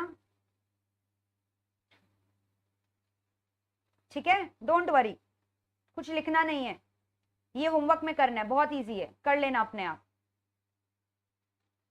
if you want me I will do it at the end. ठीक है, अभी 2 सम करेंगे हम लोग, जो कि ऑलरेडी बहुत इजी है.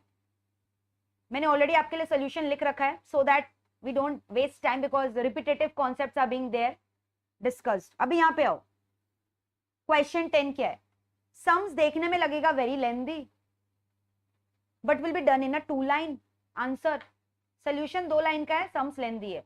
तो जो सम्स लेंथी होते हैं ना, generally they are very easy. ठीक है, तो एक बार क्लियर करते हैं हम लोग ये वाला सम. पहले 10-11 में करवा दूं, सो दैट यू नो मर्जर का फर्स्ट पार्ट से विल बी क्लियर ऑफ. फिर इसके बाद आई थिंक मेरे को 2 या 3 क्लास और लेना होगा, merger will be done. 3 class maximum, merger will be done. ठीक है, and then about your, what about your chapter number 5 में भी मेरा वही 3-4 क्लास लगेगा. तो बीवी का सिलेबस अब छोटा हो गया है, समझ में आया. The moment you complete chapter 7, BV is very small. आओ, following are the financial statement.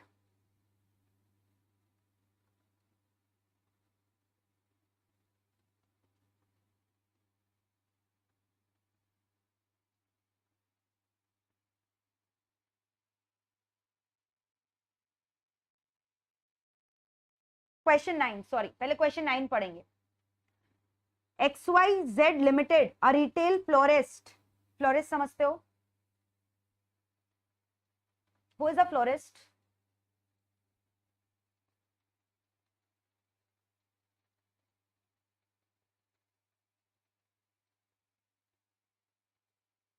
Florist नहीं पता? फूल वाला, अप्रैल फूल वाला नहीं, फूल वाला, फ्लावर्स. ओके, रिटेल फ्लोरिस्ट वो बोल रहा है कि मुझे ना अपना रिटेल फ्लोरिस्ट फूल बेचने वाला दुकान बंद करना है। सोचो एक फूल बेचने वाले दुकान का प्राइस का वैल्यूएशन 62 लाख। वो बोल रहा है जो मुझसे खरीदना चाहता है खरीद लो, 62 लाख दे दो और मेरा फूल का दुकान ले जाओ, फूल का दुकान ले लो, 62 लाख दे दो, ठीक है। तो यानी ही is asking for a price of rupees 62 lakh. यानी ये फ्लोरिस्ट कौन हो गया, एक टाइप का टारगेट कंपनी हो गया जिसको शायद कोई एक्वायर करेगा और उसके लिए उन्हें अपना बिड प्राइस बता दिया कि मुझे 62 लाख चाहिए बिकने के लिए। अगर आप मेरे संग मर्जर करोगे या मुझे ले लोगे, बेचना चाह रहे हो, तो मुझे 62 लाख का कैश कंसिडरेशन चाहिए, स्टॉक डील का बात नहीं हो रहा है। You have been contacted for a potential buyer. अब आप कौन हो, you are a CMA. So now you are being asked कि करेक्ट वैल्यूएशन बताओ इसका। ये जो फूल वाला 62 लाख मांग रहा है, क्या ये जस्टिफाइबल है, रीजनेबल है उसके फूल की दुकान के लिए? Now as an CMA you are asked to give your advice कि whether this valuation is correct or not. So target company का valuation फूल वाला has already done. फूल वाला खुद एक टारगेट कंपनी है जो बिकना चाह रहा है अपने आप को 62 lakhs में. But now the question is asking you कि as a CMA you tell me कि whether this valuation is justifiable or not. ठीक है? तो अभी देखो, potential buyer has only limited information about XY Limited. अब आपको बायर को बताना है XY लिमिटेड के बारे में कि ये जस्टिफाइबल है कि नहीं। तो अब उसके लिए आपको एमपीएस चाहिए, टारगेट कंपनी का फूल वाला का एमपीएस चाहिए, ईपीएस चाहिए, है ना, तभी तो आप देख पाओगे कि ये जो वैल्यूएशन है जस्टिफाइबल है कि नहीं है। समझ में आया? तो खाली दो इंफॉर्मेशन दिया हुआ है, खाली दो इंफॉर्मेशन दिया हुआ है। फूल वाला का टर्नओवर कितना है, फूल वाला का 82 लाख और फूल वाला का एनुअल प्रॉफिट बिफोर टैक्स है 8,40,000। खाली ये दो इंफॉर्मेशन दिया हुआ है। फूल वाला का एनुअल टर्नओवर दिया हुआ है 82 लाख। फूल वाला का एनुअल टर्नओवर कितना दिया हुआ है, लिख लो नीचे, एनुअल टर्नओवर फूल वाला का यानी टारगेट कंपनी का 82 लाख है और प्रॉफिट बिफोर टैक्स दिया हुआ है एनुअली 8,40,000, 8.4 लाख। ये दो इंफॉर्मेशन दिया हुआ है। ऑलराइट, कोई दिक्कत? अब बोल रहा है you have collected the following information. अब आपको बोल दिया है, ठीक है, now you have been asked as a student, as a CMA, कि अब आप ना वैल्यूएशन निकाल के रखो। मान लो आपको ये जो पोटेंशियल बायर है ना, उसने आपको अपॉइंट किया कि आप देखो वैल्यूएशन फेयर है कि नहीं, आप ड्यू डिलिजेंस करके बताओ ये वैल्यूएशन ठीक है कि नहीं। तो अब आपके पास XYZ लिमिटेड का तो ज्यादा इंफॉर्मेशन है नहीं, you only know about their annual turnover and about their profit before tax, उसके अलावा आपको कुछ नहीं पता। तो आपने देखा कि ये फूल वाले का सिमिलर कोई फूल वाला है, उसका इंडस्ट्री में क्या क्या अर्निंग्स है वो देख लेते हैं। तो आपने एक डेटा गैदर किया, आपने टोटल 38 फूल वाला का डेटा जमा किया, ठीक है। उसी की तरह फूल वाले के XYZ लिमिटेड फ्लावर वाले की तरह ही 38 फ्लोरिस्ट शॉप का डेटा इकट्ठा किया, नंबर ऑफ फॉर्म, यानी आपने रिसर्च किया कितने फॉर्म्स का, 38 फॉर्म्स का, सिमिलर फॉर्म्स का जो भी फूल बेचते हैं उसी की तरह, ठीक है। अलग अलग टाइप के इंपोर्टेड फ्लावर्स बेचते हैं, जैस्मिन बेचते हैं, फिर उसके बाद रोज बेचते हैं, एक कौन सा फ्लावर आता है ना which is very costly, what is that, अरे blue colour, orchid, orchid orchid orchid flower which is very costly. तो इसी टाइप का सिमिलर फ्लोरिस्ट फर्म को ढूंढा, ठीक है, इंडस्ट्री में जितने भी फूल वाले थे सबको देखा और आपने देखा कि ऑन एन एवरेज, इंडस्ट्री का बात करूं, एवरेज इंडस्ट्री का, तो इंडस्ट्री का average price to sale ratio 0.55 है। मीन मतलब यू अंडरस्टैंड, मीन रेशियो मतलब क्या होता है, एवरेज रेशियो। तो ये एवरेज रेशियो क्या चीज का बोला, price to sale. Price to sale मतलब क्या हो गया, प्राइस टू सेल मतलब क्या हो गया, प्राइस मतलब हो गया total market cap divided by turnover, sale मतलब टर्नओवर ना, market price by turnover ratio दिया हुआ, मार्केट प्राइस बाय टर्नओवर, यानी कंपनी का जो फेयर मार्केट वैल्यूएशन है डिवाइडेड बाय टर्नओवर। ये रेशियो बोल रहा है इंडस्ट्री का 0.55 है, वो फूल वाले का नहीं। सिमिलर इंडस्ट्री का average price by sales ratio है 0.55 और प्राइस बाय अर्निंग रेशियो कितना एवरेज 3.29 और वहां कितने जन का एवरेज लिया गया 33 फर्म का। कोई दिक्कत? क्लियर है? 38 फर्म्स का average price by sales ratio कितना आया 0.55, क्लियर है? और 33 फर्म्स का एवरेज आया 3.29। ये 3.29 क्या है, P ratio, average P ratio. उस फ्लोरिस्ट का तो पी रेशियो नहीं दिया हुआ है ना, तो मैंने क्या किया, इंडस्ट्री का एवरेज निकाल लिया। फ्लोरिस्ट इंडस्ट्री का एवरेज पी रेशियो कितना है 3.29 और इस इंडस्ट्री में कितने फूल वाले हैं 33 और एवरेज पीएस रेशियो कितना निकाला 0.55, उसमें कितने फूल वाले को लिया 38 38 और 33 क्या number of firms in each industry. अब सीवी दिया हुआ है, you know what is CV, coefficient of variation. ये बोलता है कि इतना डेविएशन कैन ऑकर। वेरिएशन मतलब पता है ना क्या होता है डेविएशन, कि एवरेज इतना है बट फिर भी एक्सपेक्टेड डेविएशन इतना हो सकता है 0.65। एवरेज से मान लो मैंने आपको बोला कि मेरा एवरेज, मान लो मैंने बोला आपको कि मेरा एवरेज एक क्लास का गर्ल्स का एवरेज वेट 55 kg है, ठीक है। फिर मैंने बोला सीवी 5 kg है। इसका मतलब समझ गए कि एवरेज वेट 55 है, ये समझ में आ गया। लेकिन अगर क्लास में कोई मोटा बच्चा होगा तो मैक्स टू मैक्स उसका वेट ऊपर की तरफ कितना जा सकता है, वेरिएशन कितना है 5, 60 kg। और लोअर लिमिट क्या हो गया, लोअर टू लोअर उसका वेट कितना हो सकता है, पतला बच्चा कोई निकल गया। नॉर्मल एक तंदुरुस्त बच्चे का वेट एवरेज 55 kg है, 55 kg, बट मैंने बोला variation of 5 kg can be there. तो अपर लिमिट लोअर लिमिट निकल गया ना, कम से कम कितना वेट हो सकता है 55 माइनस 5 50, और ज्यादा से ज्यादा कितना वेट हो सकता है 60। यानी जो भी बच्चा है क्लास में उसका वेट 50 से 60 के अंदर के रेंज में है। यही तो सीवी का मतलब हुआ। तो अब यहां पे भी बोल दिया भाई कि कोएफिशिएंट ऑफ वेरिएशन कितना है 0.65 है, ठीक है। और वैसे यहां पे कितना है 1.52। तो आप मुझे बताओ वेरिएशन ज्यादा कहां दिखाई दे रहा है, पी रेशियो में कि पीएस रेशियो में? ज्यादा वेरिएबिलिटी कहां दिखाई दे रहा है, ज्यादा फ्लक्चुएशन कहां दिखाई दे रहा है? किसका वेरिएशन हाई है, पीएस रेशियो का कि पी रेशियो का? पी का। तो जहां पे वेरिएशन का चांसेस ज्यादा होता है ना, वो रेशियो अच्छा नहीं होता। समझ में आ रहा है? क्योंकि यहाँ वेरिएबिलिटी का चांसेस ज्यादा है। तो आप कौन से रेशियो को एडुकेट मानोगे, आप पी रेशियो को बेस बना के चलोगे इंडस्ट्री का कि पीएस रेशियो को?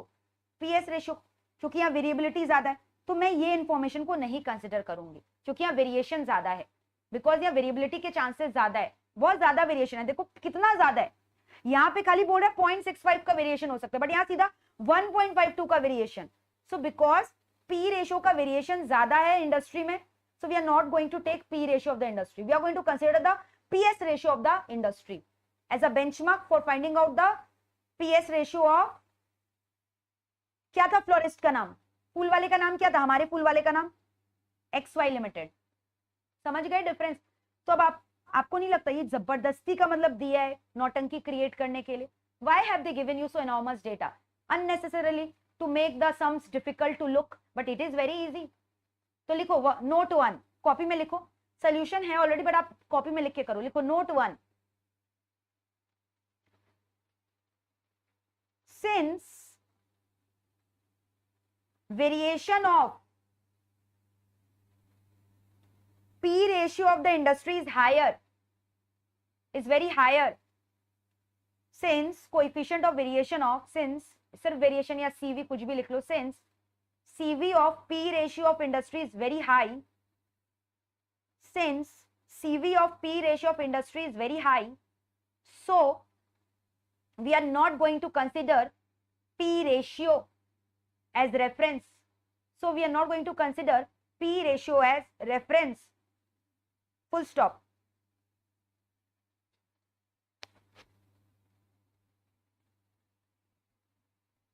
Rather, we are going to take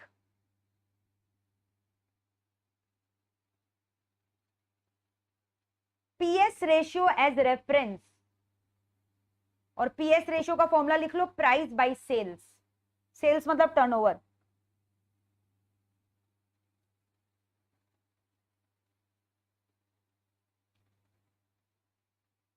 because there CV is less, because their CV is less. तो ये टेबल का कोई काम ही नहीं है मेरे को।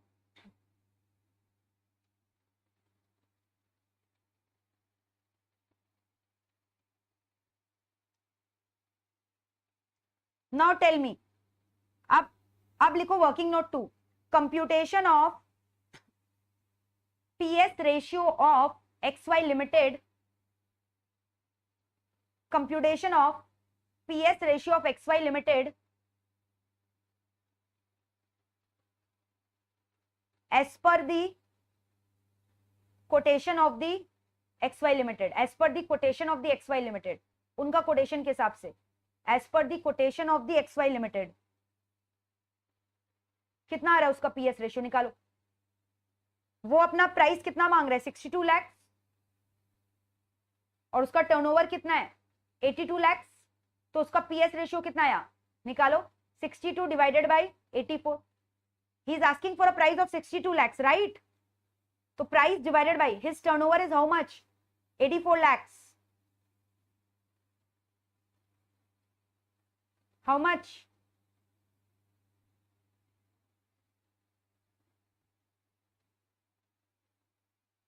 कितना आ रहा है, निकालो.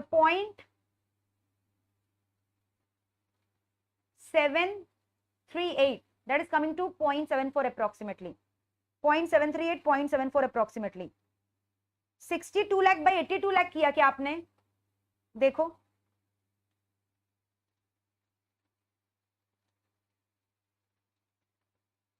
ए 0.756 आ रहा है. You are again giving me a wrong computation.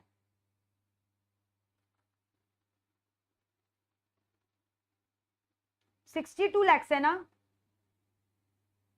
738 कैसे आ रहा है बाबा? टर्नओवर कितना है? What is the turnover? 82 lakhs is the turnover, right?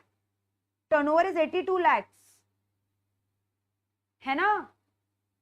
और प्राइस मांगा कितना, 62, तो कितना आया, 0.76 नहीं आया. 0.76 आया कि नहीं, टेल मी. 0.76 आया कि नहीं?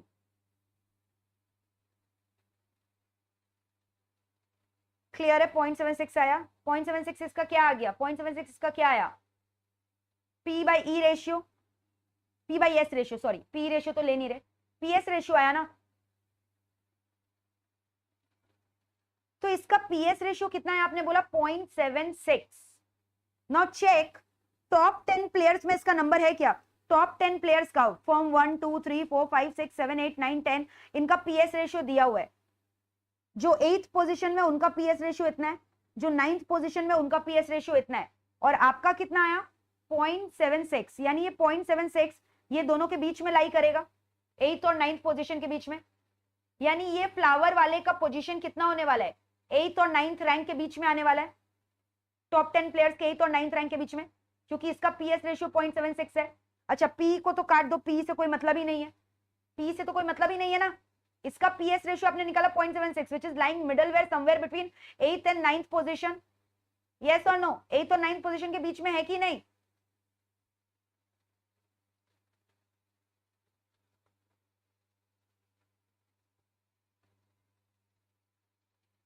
क्लियर है?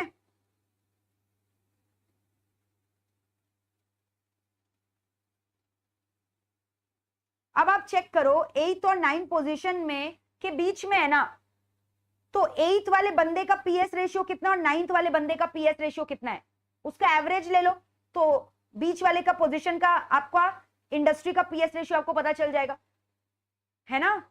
अकॉर्डिंग, ये तो इसका एक्चुअल मैंने निकाला, ये एक्चुअल आया ना. इंडस्ट्री के हिसाब से अगर मैं निकालूं, 8th वाले बंदे का PS रेशियो कितना है 0.85, 9th वाले बंदे का PS रेशियो कितना है 0.72. मुझे तो दोनों के बीच का PS रेशियो चाहिए, तो एवरेज निकाल लो. तो मिडलवेयर PS रेशियो नहीं, जिसका पोजीशन इसके बीच में रहेगा उसका PS रेशियो कितना होगा,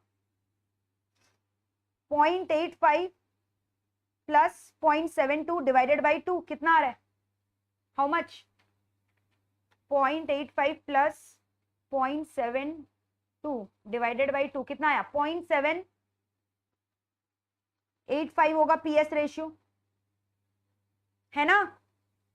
तो इंडस्ट्री के हिसाब से आप इसका बोली लगाओ कितना होना चाहिए. इसका टर्नओवर कितना है, टर्नओवर इज 82 lakhs. तो इस रेशियो इंडस्ट्री के PS रेशियो के हिसाब से इसका बिड प्राइस कितना होना चाहिए. Won't you be able to compute? P by S ratio is equal to what, price by sales, यानी 82 lakhs. और ये P by S ratio is already given, industry के हिसाब से 0.785.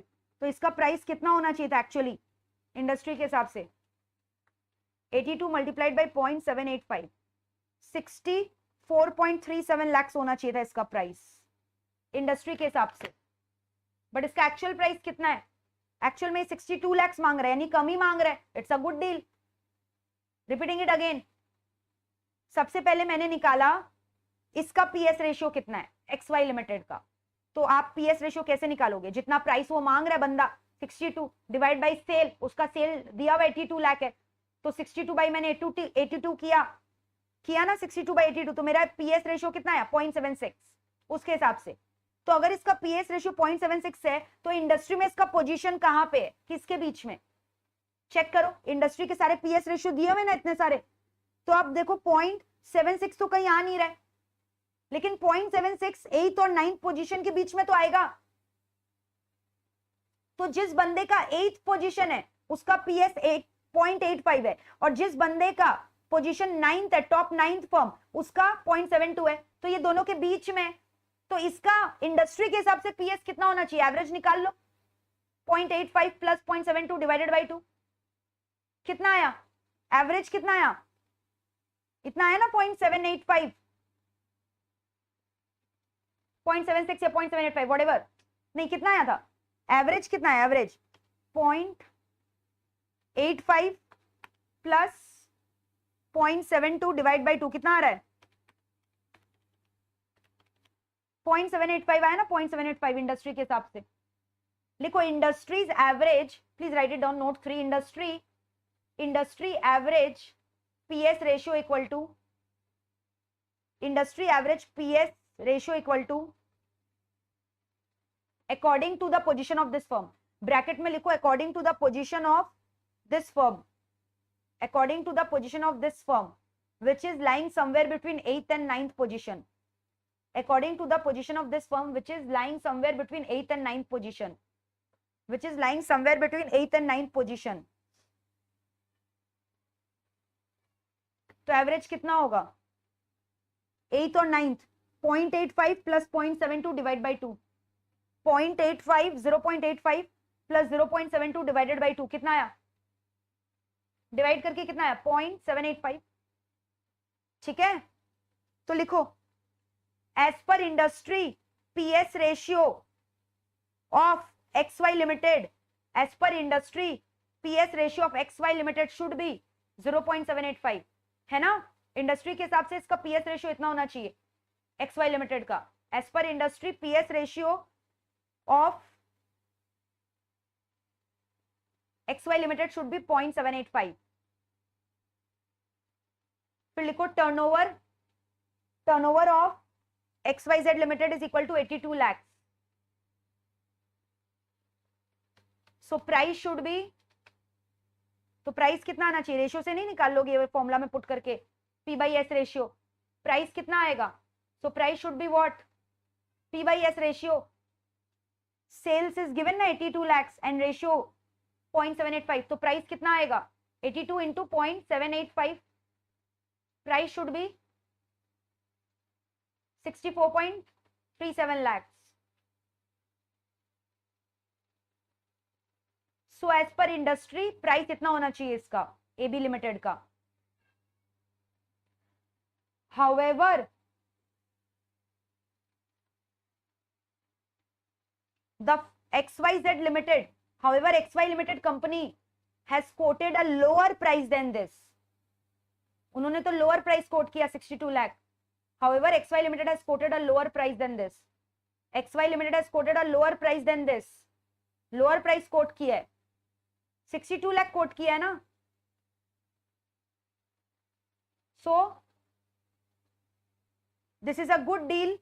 So this is a good deal for the purchasing company. So this is a good deal for the purchasing company. समझ गए। So this is a good deal for the purchasing company. Purchasing company के लिए अच्छा deal है, खरीद लेना चाहिए। उसका इंडस्ट्री के हिसाब से इतना आना चाहिए वैल्यूएशन, बट वो तो बेचारा 62 लाख में बेचने के लिए रेडी है, तो गुड डील। क्लियर है।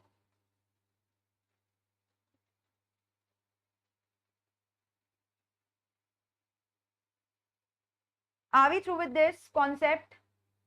बहुत इजी था, कुछ था ही नहीं, कुछ था इसमें बताओ, कुछ करना ही नहीं था, वेरी इजी। इतना देखो, इतना लेंदी कॉम्प्लिकेटेड, एक तो आदमी बच्चा देख के डर जाएगा। P2S, P industry, mean, CV, ये सब वर्ड्स देखकर बच्चे लोग डर के छोड़ देंगे ये वाला सम को। Can you see what words they have used, dangerous word. If you don't know statistics, will you understand what is mean, what is CV? Mean is the average ratio. CV मतलब variation इतना हो सकता है। चलो, we have discussed this sum. Now 10 number बहुत easy है, अभी करेंगे साथ साथ, ठीक है, आओ। And 11 will be your homework. This is the last sum we are going to do today, last sum for the day, बहुत इजी है, ठीक है। आओ मेरे साथ साथ करो, करते जाओगे कॉपी में। लिखो answer to question number 10। Following are the financial statement of A and B Limited. Both the firm operate in the same industry. Okay. अब जर्सी का इतना बैलेंस शीट ये सब कंफ्यूज करने के लिए लोग देता है, इसका कोई काम भी नहीं आएगा, पता है आपको। COGS, GP, तो कोई मतलब है यहाँ पे, जबरदस्ती दिया है। इससे मतलब है number of equity, dividend pay out ratio से मतलब है market price they have given you. Assume कि लोग नेगोशिएट करें मर्जर को, आपको एक्सचेंज रेट निकालना है। सबसे पहले क्या बोला है, decompose the share prices of both the company into EPS and P component. निकाल लो फटाफट, दोनों कंपनी के नीचे लिखो EPS and P, write down, निकालो ईपीएस और पी, टेबल बनाओ। A limited, B limited, I am showing you the data. A limited, B limited, table बनाओ। A limited, B limited, A limited का retained earning, sorry what is wrong with me, A limited का earning after tax, B limited का earning after tax. PAT लिखो फटाफट, PAT. ए और B दोनों का PAT लिखो, पैट पैट पैट। ए limited का पैट लिखो 2,10,000, बी लिमिटेड का पैट लिखो 99,000। यहां तक लिखा। फिर लिखो पैट के नीचे ईपीएस कैसे निकालोगे, डिवाइड करना होगा आउटस्टैंडिंग शेयर से। फिर लिखो आउटस्टैंडिंग शेयर्स, पैट के नीचे लिखो दोनों का आउटस्टैंडिंग शेयर्स कितना कितना है। It's already given 10,000 and 8,000. Number of equity share 10 and 8 दिया हुआ है ना। So PAT return, outstanding share, EPS compute करो, compute EPS for me, come on very quickly। 2,10,000 by 10, EPS निकालो 21 और 99,000 divided by 8,000। Tell me EPS कितना आ रहा है।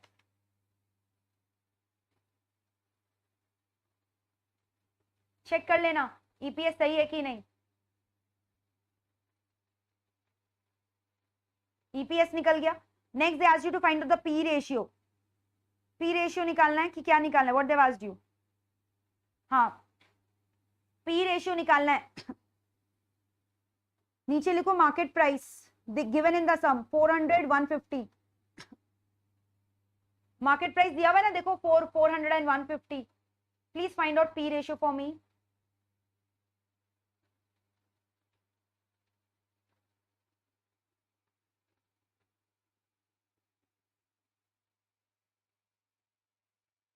प्राइस बाय अर्निंग्स करना है, हाँ उल्टा मत कर देना। 400 by 21, 400 by 21 कितना होता है। 400 by 21 how much, 400 by 21 how much you are getting, 19.05 कर लें क्या राउंड ऑफ करके। एंड वैसे ही उसका बताओ 150 divided by 12.375 how much you are getting, 12.12। Done, P ratio भी आ गया। अब वो लोग बोल रहे हैं आपको आरओई निकालने। आरओई का फॉर्मूला बताओ। आरओई का फॉर्मूला क्या होता है, रिटर्न ऑन इक्विटी का, you know the formula, PAT divided by net worth करो।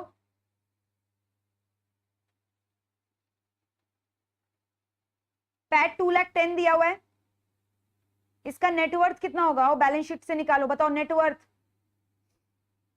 Equity given, retained earning given, net worth कितना होगा।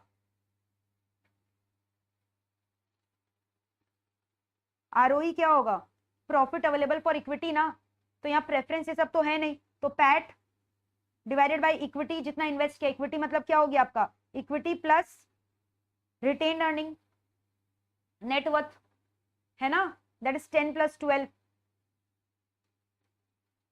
और पैट कितना था 2,10,000। तो 2,10,000 डिवाइडेड बाई 12 lakhs करो, कितना आ रहा है? How much?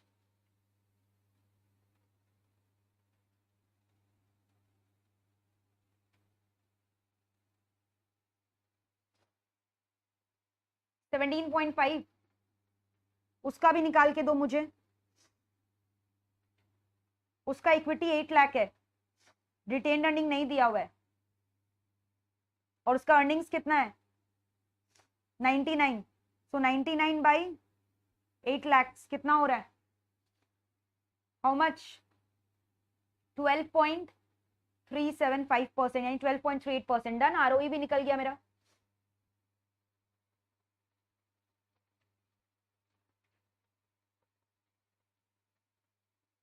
देखो ये वाला टेबल, आरओई डन, ये आया मेरा। PAT was given, number of share, EPS done, market price दिया हुआ है, पी रेशियो निकाला, इक्विटी निकाल लिया दोनों का। अच्छा, बुक वैल्यू पर शेयर भी निकालना है, which is again very easy. Book value कैसे निकलेगा? टोटल आपका जो ये बुक वैल्यू है शेयर्स का 12 lakh divided by number of share. Number of share कितना है? 10,000। तो बुक वैल्यू कितना है? 12 लाख बाई 10, है ना? पर शेयर का बुक वैल्यू। बुक वैल्यू कैसे निकलता है? आपका जो नेट वर्थ है कंपनी का, है ना, net asset divided by outstanding share. और नेट एसेट मतलब क्या हुआ? Equity plus reserves. वैसे इसका बुक वैल्यू 100 आएगा, 8 लाख डिवाइडेड बाई 8,000। कोई दिक्कत यहां तक? पूरा क्लियर है? पहला पार्ट डन। चेक कर लो ये वाला टेबल से कि आपने फर्स्ट पार्ट किया है कि नहीं, ठीक से देख लो। Have you done all the things और नॉट? सबके आंसर्स आ गए? Very easy. डन। कुछ नहीं, यहाँ पे खाली हम लोगों ने दो फॉर्मूला एक्स्ट्रा सीखा, बीवीपीएस और आरओई। बुक वैल्यू आपको पहले से ही पता है, बुक वैल्यू मतलब net worth by outstanding share. और रिटर्न ऑन इक्विटी का मतलब क्या होता है? रिटर्न ऑन इक्विटी वर्ड का मतलब क्या होता है? रिटर्न ऑन इक्विटी का, रिटर्न ऑन इक्विटी का मतलब क्या होता है बताओ? इजी है ना? Profit available for equity share holder divided by outstanding shares. Outstanding share नहीं, वैल्यू ऑफ आउटस्टैंडिंग शेयर, यानी equity plus reserves and surplus, net worth. चलो part 2, estimate future EPS for each firm.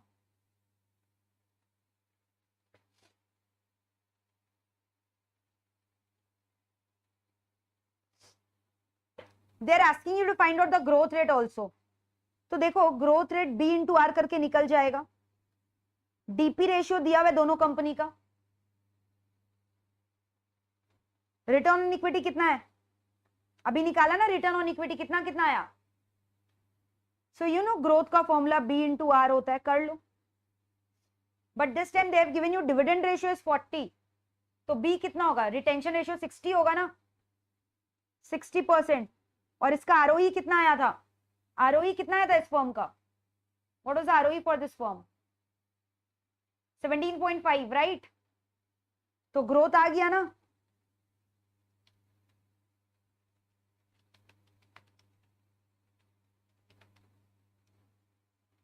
How much is the growth? Answer करो।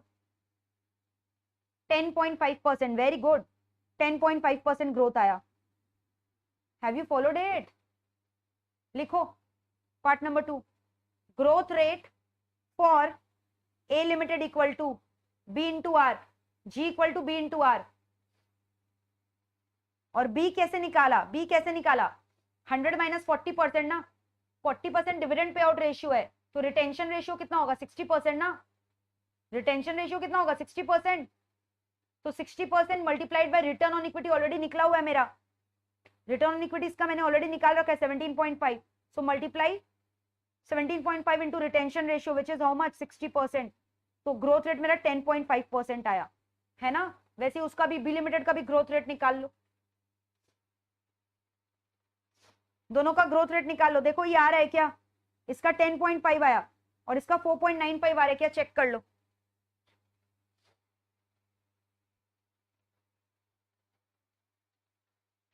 तो इसको मैंने किससे multiply किया था?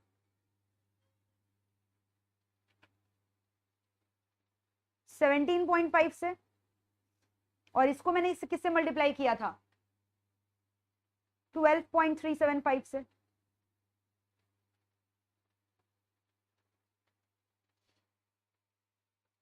कोई दिक्कत? क्लियर है? चलो अब नेक्स्ट सम पढ़ो क्या बोला है, question 3।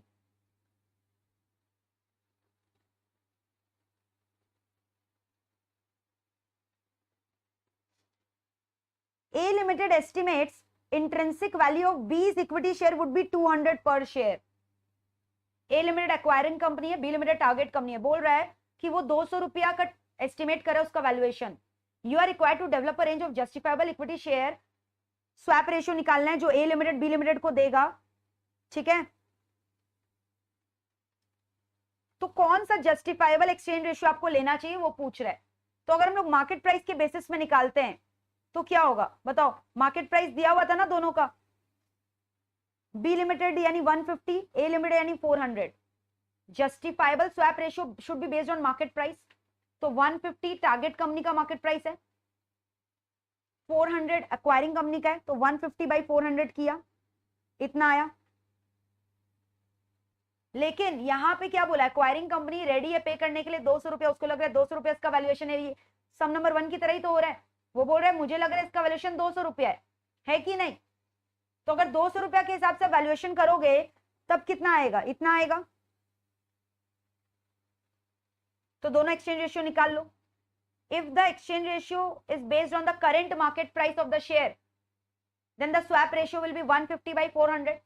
But if you are considering acquiring company ने जो इंट्रिंसिक वैल्यू निकाला है टारगेट कंपनी का 200 रुपया करके निकाला है, तब 200 बाई 400 होगा,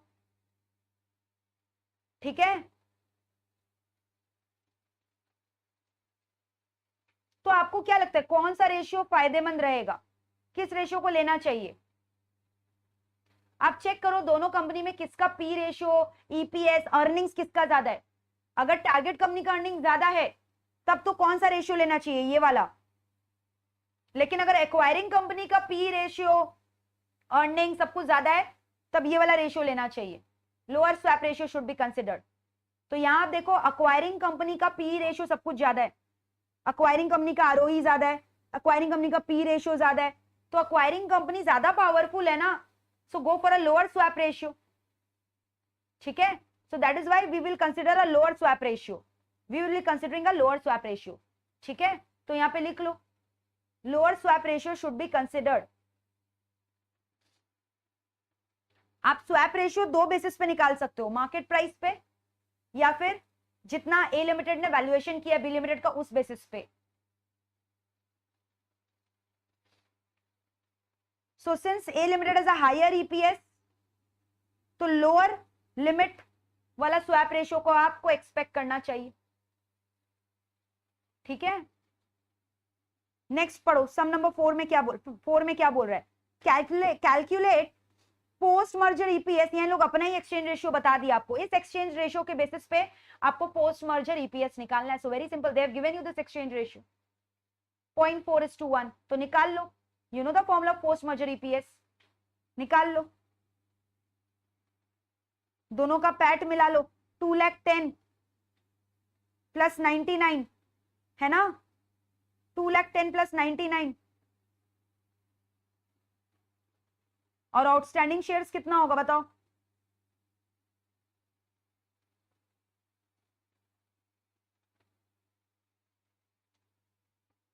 कितना शेयर्स दोगे? 8000 इंटू स्वैप रेशियो कितना है?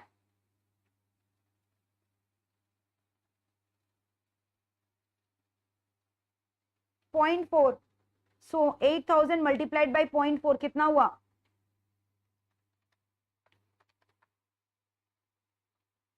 तो टोटल शेयर्स कितना हो गया? उसका कितना था? 10,000 था ना,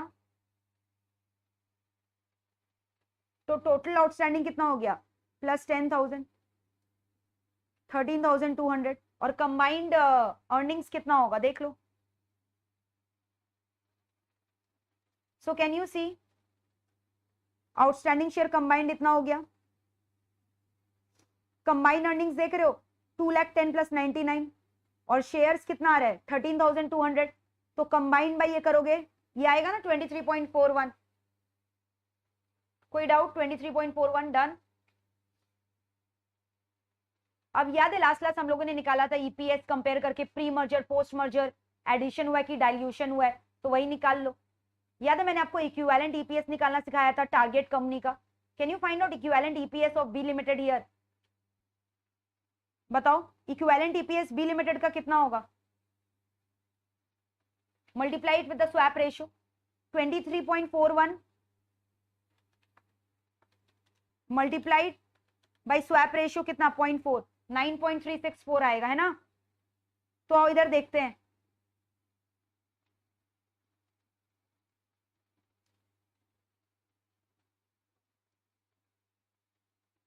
देखो यहां पे ठीक से दिया हुआ नहीं है, वी आर डूइंग इट. तो मुझे बताओ ए लिमिटेड और बी लिमिटेड मैं यहां पे लिख रही हूं. पोस्ट मर्जर ईपीएस बताओ दोनों का. पोस्ट मर्जर ईपीएस इसका आया 23.41, इसका तो उतना ही रहेगा ना. और बी लिमिटेड का इक्विवेलेंट ईपीएस कितना आया? 9.36 आपने बोला. 9.36 बोला ना आपने इक्विवेलेंट ईपीएस आया. और प्री मर्जर कितना था? पहले पहले ईपीएस कितना कितना था? पहले ईपीएस कितना कितना था? इसका 21 था और इसका कितना था? 12.375. यही था ना, चेक कर लो, आई डोंट नो. पहले ईपीएस इतना था क्या? 21 था और ये था 12.375. यस. तो बताओ क्या हो रहा है? ईपीएस बढ़ा है कि गिरा है? कंप्यूटेड.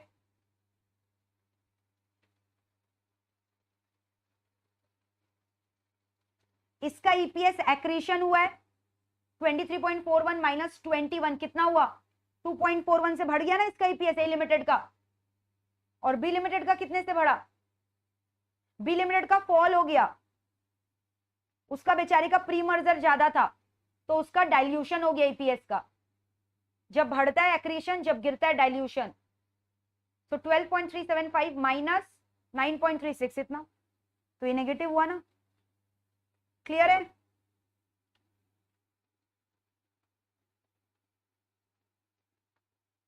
तो ए लिमिटेड का ईपीएस बढ़ गया और बी लिमिटेड का गिर गया.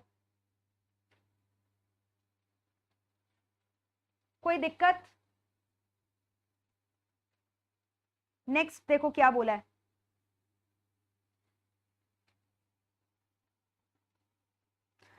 मार्केट प्राइस भी निकाल लो, अज्यूमिंग कि pre merger P ratio will continue after the merger. तो पी रेशियो मैंने ऑलरेडी निकाला था, कितना था? 19.05 वाला पी रेशियो करके मार्केट प्राइस निकालो अभी. रिवाइज्ड मार्केट प्राइस कितना होगा बताओ? Revised market price post merger firm का EPS multiplied by P ratio. EPS कितना है? 23.41. पी रेशियो कितना लोगे बताओ? 19.05. यानी पोस्ट मर्जर मार्केट प्राइस कितना आया? पोस्ट मर्जर मार्केट प्राइस कितना आया?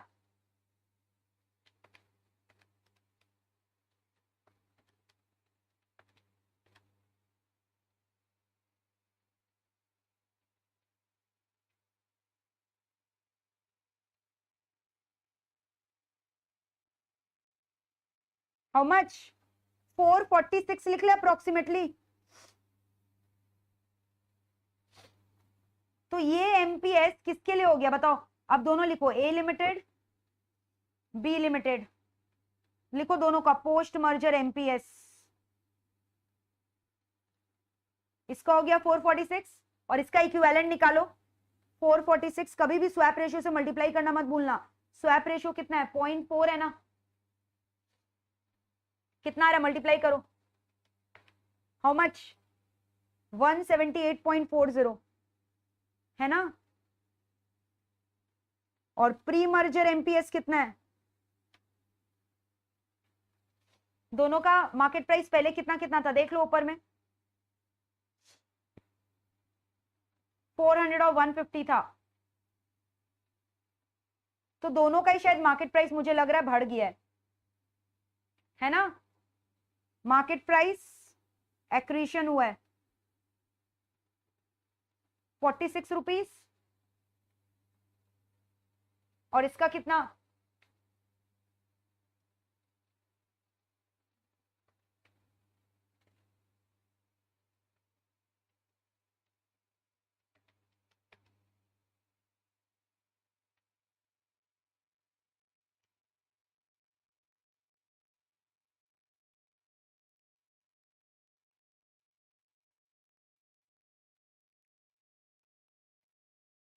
तो दैट्स इट, यही सब में पूछा था, निकाल लिया हम लोगों ने। देख लो बी लिमिटेड का एक्रीशन इतना है और ए लिमिटेड का जितना है देख लेना, यहाँ दिया ही नहीं, आधा दिया है। तो जैसे मैंने करवाया वैसे ही करना, हाँ बुक में थोड़ा कंफ्यूजिंग वे में दिया हुआ है। सो दैट्स इट। तो ये ऐसा टाइप का सम्स हम लोगों ने लास्ट क्लास भी किया था, where we did find it out, gain और लॉस बोलकर। सो गेन और loss is nothing but accretion और डिल्यूशन। ओके, डाइल्यूशन और एक्रीशन, एक्रीशन मतलब बढ़ना, डाइल्यूशन मतलब गिरना। तो अब आपको फॉर्मेट समझ में आ गया। या तो इस तरह से आता है क्वेश्चन, ईपीएस में गेन लॉस निकालना है, ईपीएस नहीं, हाँ ईपीएस में pre merger post merger, MPS में प्री मर्जर पोस्ट मर्जर, या फिर स्वैप रेशियो निकालने बोलता है, या पोस्ट मर्जर ईपीएस निकालने बोलता है, या पी रेशियो निकालने बोलता है, या पोस्ट मर्जर मार्केट वैल्यूएशन, या फिर अगर ये एक्सचेंज रेशियो, अगर ये पैट रखना है, अगर ये प्राइस रखना है, ईपीएस रखना है इवन आफ्टर द मर्जर, तो what should be the suitable exchange ratio. That's it. So merger is very easy, I am telling you merger is very easy. ठीक है, so we are done with this now. अब इतना बड़ा सम किया, आपको नहीं लगता 11 आपके लिए बच्चा होगा, छोटा सा नन्ना मुन्ना बच्चा। स्वैप रेशियो दिया हुआ है, यहाँ पे पैट दिया हुआ है, सब कुछ तो दिया हुआ है। आपको निकालना है नंबर ऑफ इक्विटी शेयर कितना क्यों इशू करेगा आर को, स्वैप रेशियो भी दिया हुआ है। तो आर का 1,80,000 है, मल्टीप्लाइड बाई 1:2 कर देना, स्वैप रेशियो आ जाएगा। फिर बोल रहा है ईपीएस क्या होगा क्यू का, एक्विजिशन के बाद, आफ्टर द एक्विजिशन, यानी they are talking about post merger EPS, निकाल लेना पोस्ट मर्जर ईपीएस। फिर बोल रहा है आर का इक्विवेलेंट ईपीएस कितना होगा, सो you no multiplied with the swap ratio will get equivalent EPS, है ना। फिर बोल रहा है expected market price after merger, P multiple same है तो यही पी रेशियो से मल्टीप्लाई कर देना पोस्ट मर्जर ईपीएस को, you will get the market price. और मार्केट वैल्यू कैसे निकालोगे, मल्टीप्लाई कर देना total number of outstanding share of entire entity, merge entity के साथ एनपीएस को, you will get the total valuation. So I think you will be able to manage this sum at your own, है ना। Very good. So that's it for today. So we have done almost 16 sums on merger so far, ठीक है, including my revision class work done sums जो मैंने class में बताया था। All right, so thank you, I am getting late, bye bye, take care, मिलते हैं जल्द ही। होमवर्क कर लेना मेरा पक्का से, ठीक है, otherwise I will screw you. All the 11 question should be done properly now, okay. ऐसा नहीं कि क्लास में कर लिया तो वापस नहीं करोगे, खुद से एक बार कैलकुलेशन करना is very essential. Unless you write it on your own, unless you write all these things अपने आप, एग्जाम में ठीक से लिख नहीं पाओगे, you will definitely go wrong somewhere. So please do all the 11 questions on your own, you know this very easy chapter, मजा आता था मुझे तो ये करने में। All right, bye, take care, enjoy your day.